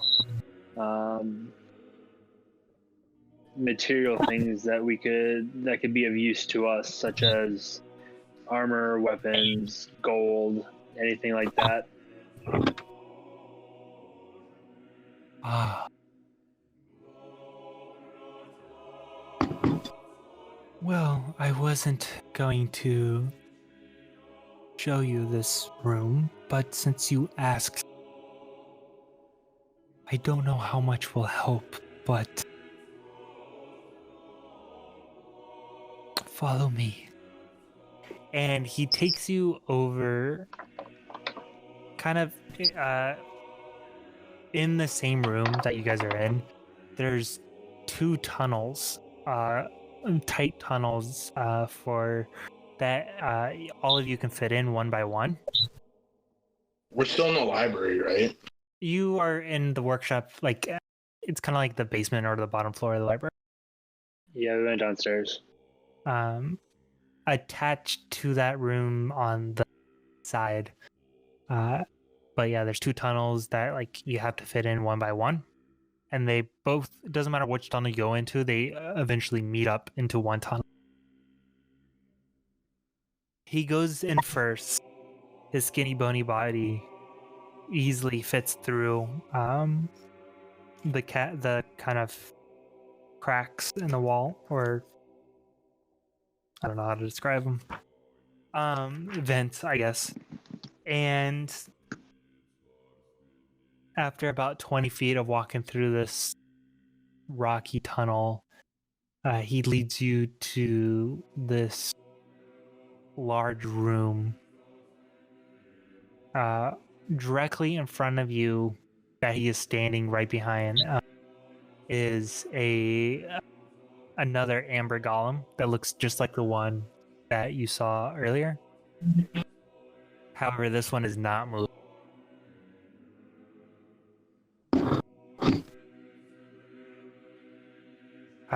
He looks at you guys as you eventually get into the room. You first obviously notice the amber golem, but then throughout the room are 6 ginormous piles of treasure.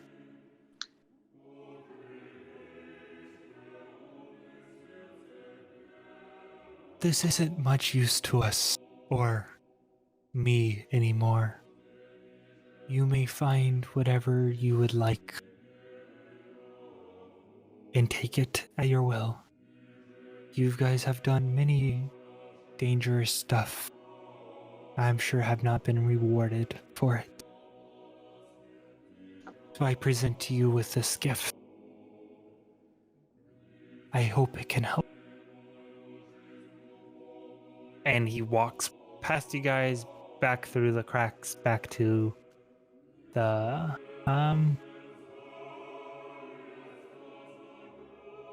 workshop.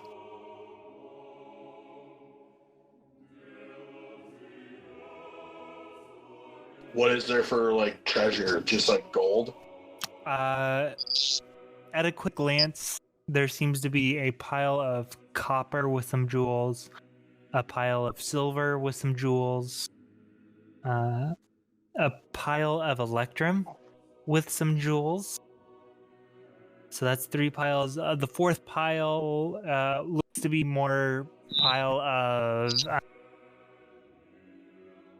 ingots of sorts, and some other jewelry and treasure. Another pile of silver, but a little smaller in appearance to the second pile of silver. And from where you stand, a pile of gold with some other items in it. How much gold can I take? As much as you want. We take all of it. All right. So do you all move? Like, let's just move to each pile one by one. Because there's a Sure. lot. All right. So in the first pile, We can all just like type this all down, and then I'll just divide it amongst all of us. Like, sure. Price wise, like I can figure that out like once we're done with the session, and then just Yeah. post it. Actually, I can do that. Okay. But just a quick rundown, just so you guys feel the joy of your character seeing this.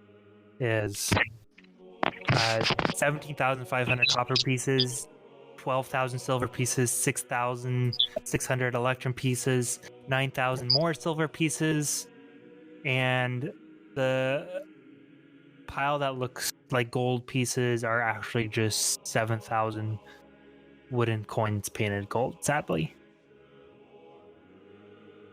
But it's still quite a bit of money. Didn't you say gems in there? Yeah, there's in one pile there's like 30 gems that are worth like 50 gold pieces each. There's some also throughout the whole room. There's like rusted suits of armor, but like they're worthless and not in any good shape. There is a child-sized sarcophagus made of black wood inlaid with gold, worth 250 gold pieces.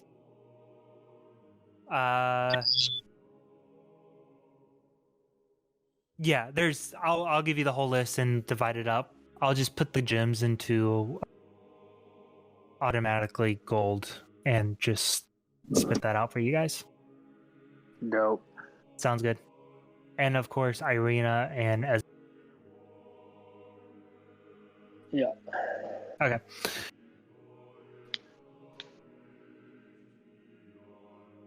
Well, I can give Esmeralda, but I don't know what. I mean, Irina, I don't know if she's done that much. I'll split whatever. Say that again. I said I will split whatever I get with Irene. Deal. Sounds good to me.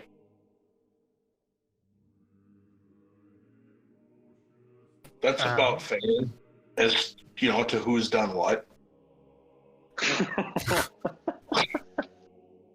Roasted. Well, for being honest, maybe Irina should have more of that share.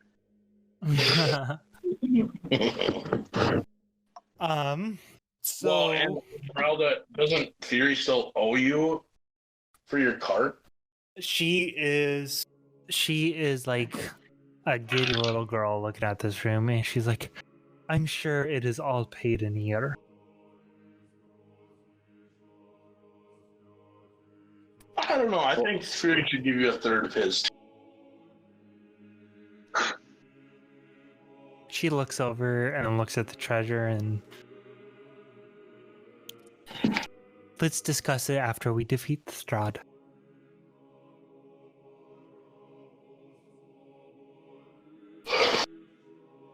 Sounds good. So yeah.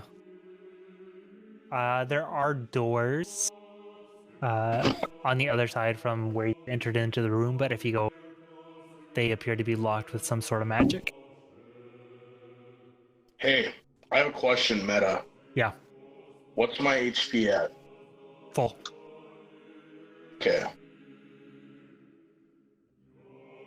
Or What does not full full, mean? not full, just whatever it was before you dropped dead. Okay. So 46. Yep. Okay.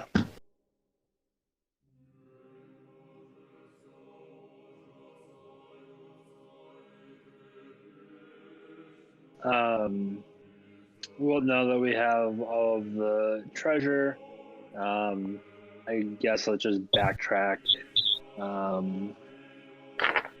of here. Yeah, let's get the fuck out of here. So you guys go back through. Like through the crack, and then Yeah, sat back through the crack, up the stairs into the library. There, you see at this point the guy coming down on like a magic, the book in his hand as he's reading it. And when he finally like gets to the ground and sees you, oh, hello. Do I know you?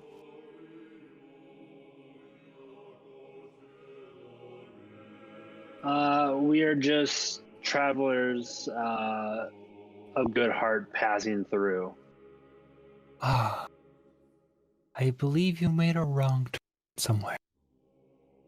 Made a what? Made a wrong turn somewhere.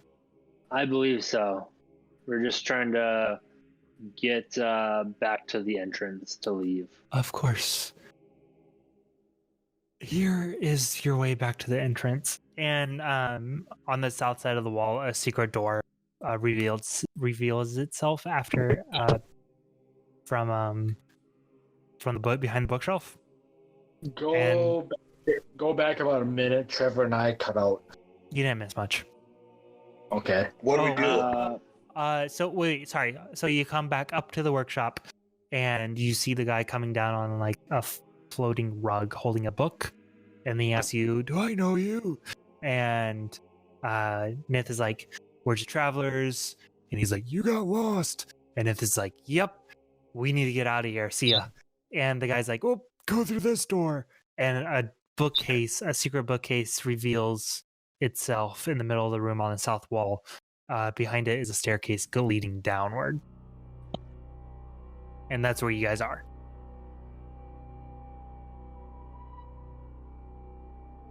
Okay. And what's at the bottom of the staircase? So as you guys go down the staircase, you notice at first when you're about halfway down, you see another, like, just a dead end. But as whoever's leading gets within 5 feet of it, the secret door opens on that end as well.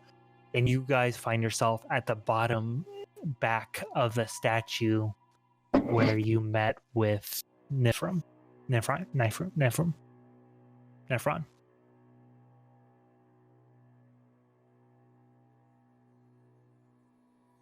So you know, if you just cross this this large floor and go up either side of the staircases, you'll be at the entrance basically.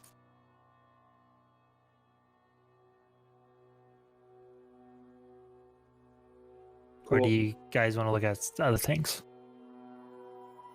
Should we go ask the people if we can make camp with them?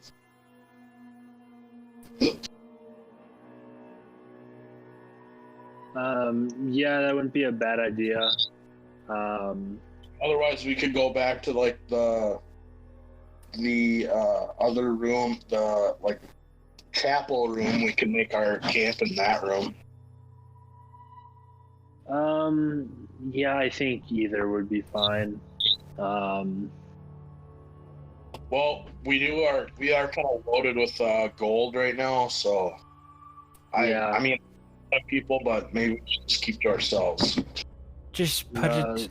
Esmeralda kind of chimes up and she's like, "Just put it in the bag of holding, and it'll hide the lumps of gold we have or lumps of money from the people. It was far warmer in the chapel with the barbarians than it was with in the room with the barbarians as it was in the.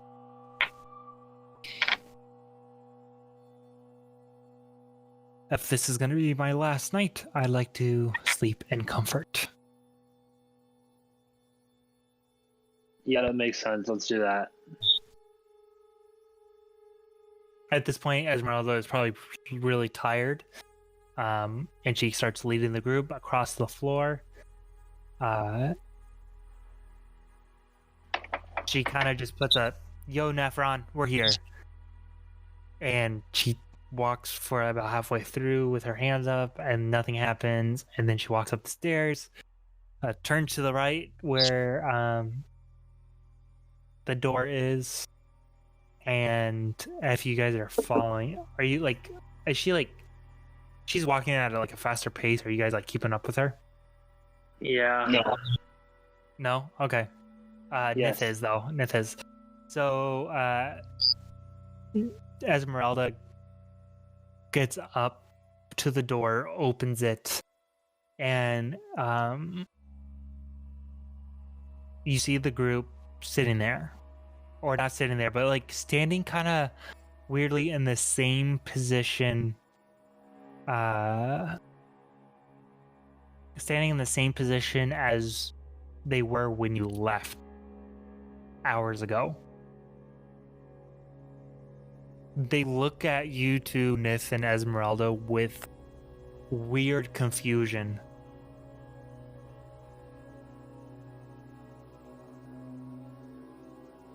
Look back at the door that you through. Looks back at you. You back. And the leader like comes over with like open hands or arms to greet you with happiness. He runs over to Nith, grabs around his legs because he doesn't go too high. You go so quick. You fast. I go, yes, and I give him like a soft pat on the back, like a friendly pat on the back. Sure. Yeah. So the rest of the group catches up.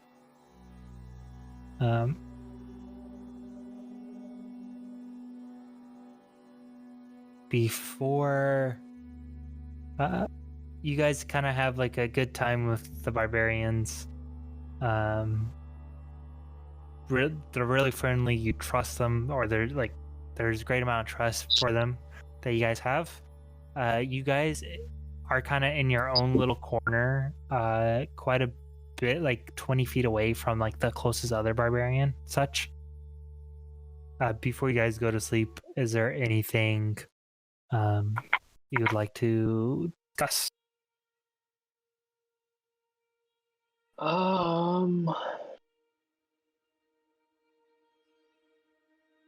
Even though they seem trusting, I'm still gonna cast Detect Good and Evil just to double check.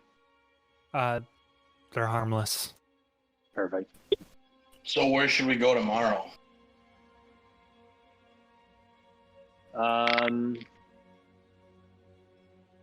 Wow, let me pull up the list. Sorry. Where there? Sorry. Well, it would make sense to go to Bresk or Brezg or whatever where we're at. Baby Lasagna. Sorry, I got Baby Lasagna. And try to do the restore the water back to the land of or back to Barovia itself and away from Strahd. I think that's the next one in or like the closest place to us. If we could try to hit up those places on our way back, that would help us. Hey, can I do a history check to recall the name of the chick that helped us? The who? The chick that we met, Muriel. Muriel, yeah. yes. Go ahead and make a history check. No, well, now I know it. It's in my, it's in my notes too, so I just found it now. Just real quick,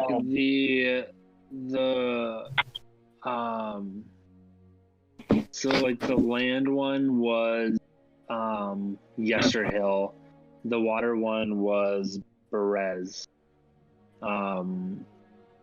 Where was Bone Grinder? Or what is Bone Grinder? Oh, never mind. I know what Grinder is. I see. Yeah. So yeah, our next heading should be to Berez. Right. So maybe we could find Muriel and her sister, and they could help us. Yes.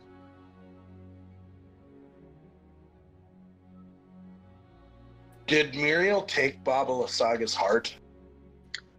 Not that I know of. What did we do with Baba? I think, like, to my recollection, we just left her wherever she landed. And then Muriel, in her Fane form, like, took her sister and then disappeared out into the woods or swamp or whatever. I hope that we can find them again. I have a feeling we'll be able to, or that they'll be able to find us. Are you sure we need to find them? Yes. Why? They're the Fanes.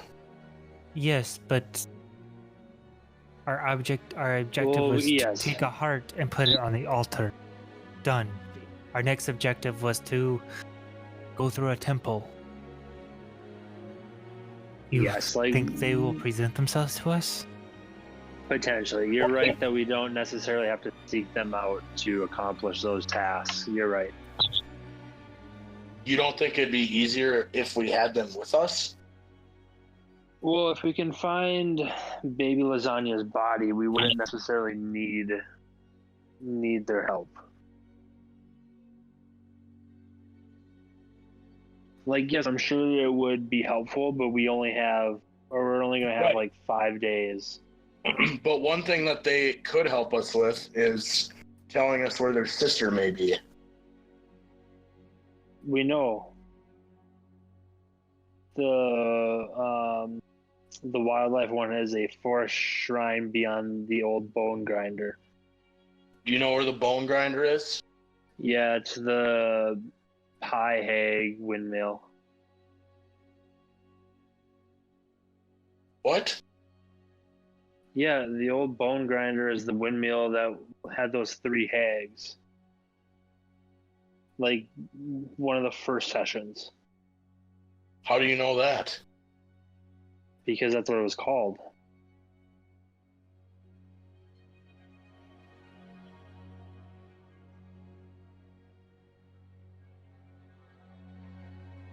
Well, do you think one of those hags was her? No. I doubt it. No, and it's not in the windmill, it's in a forest shrine beyond it.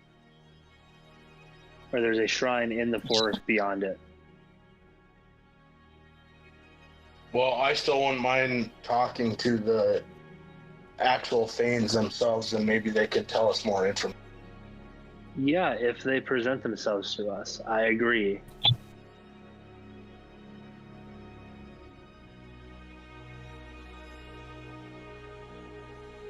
Alright, so that's the plan. I'm gonna get some rest. And with that, you all go to sleep.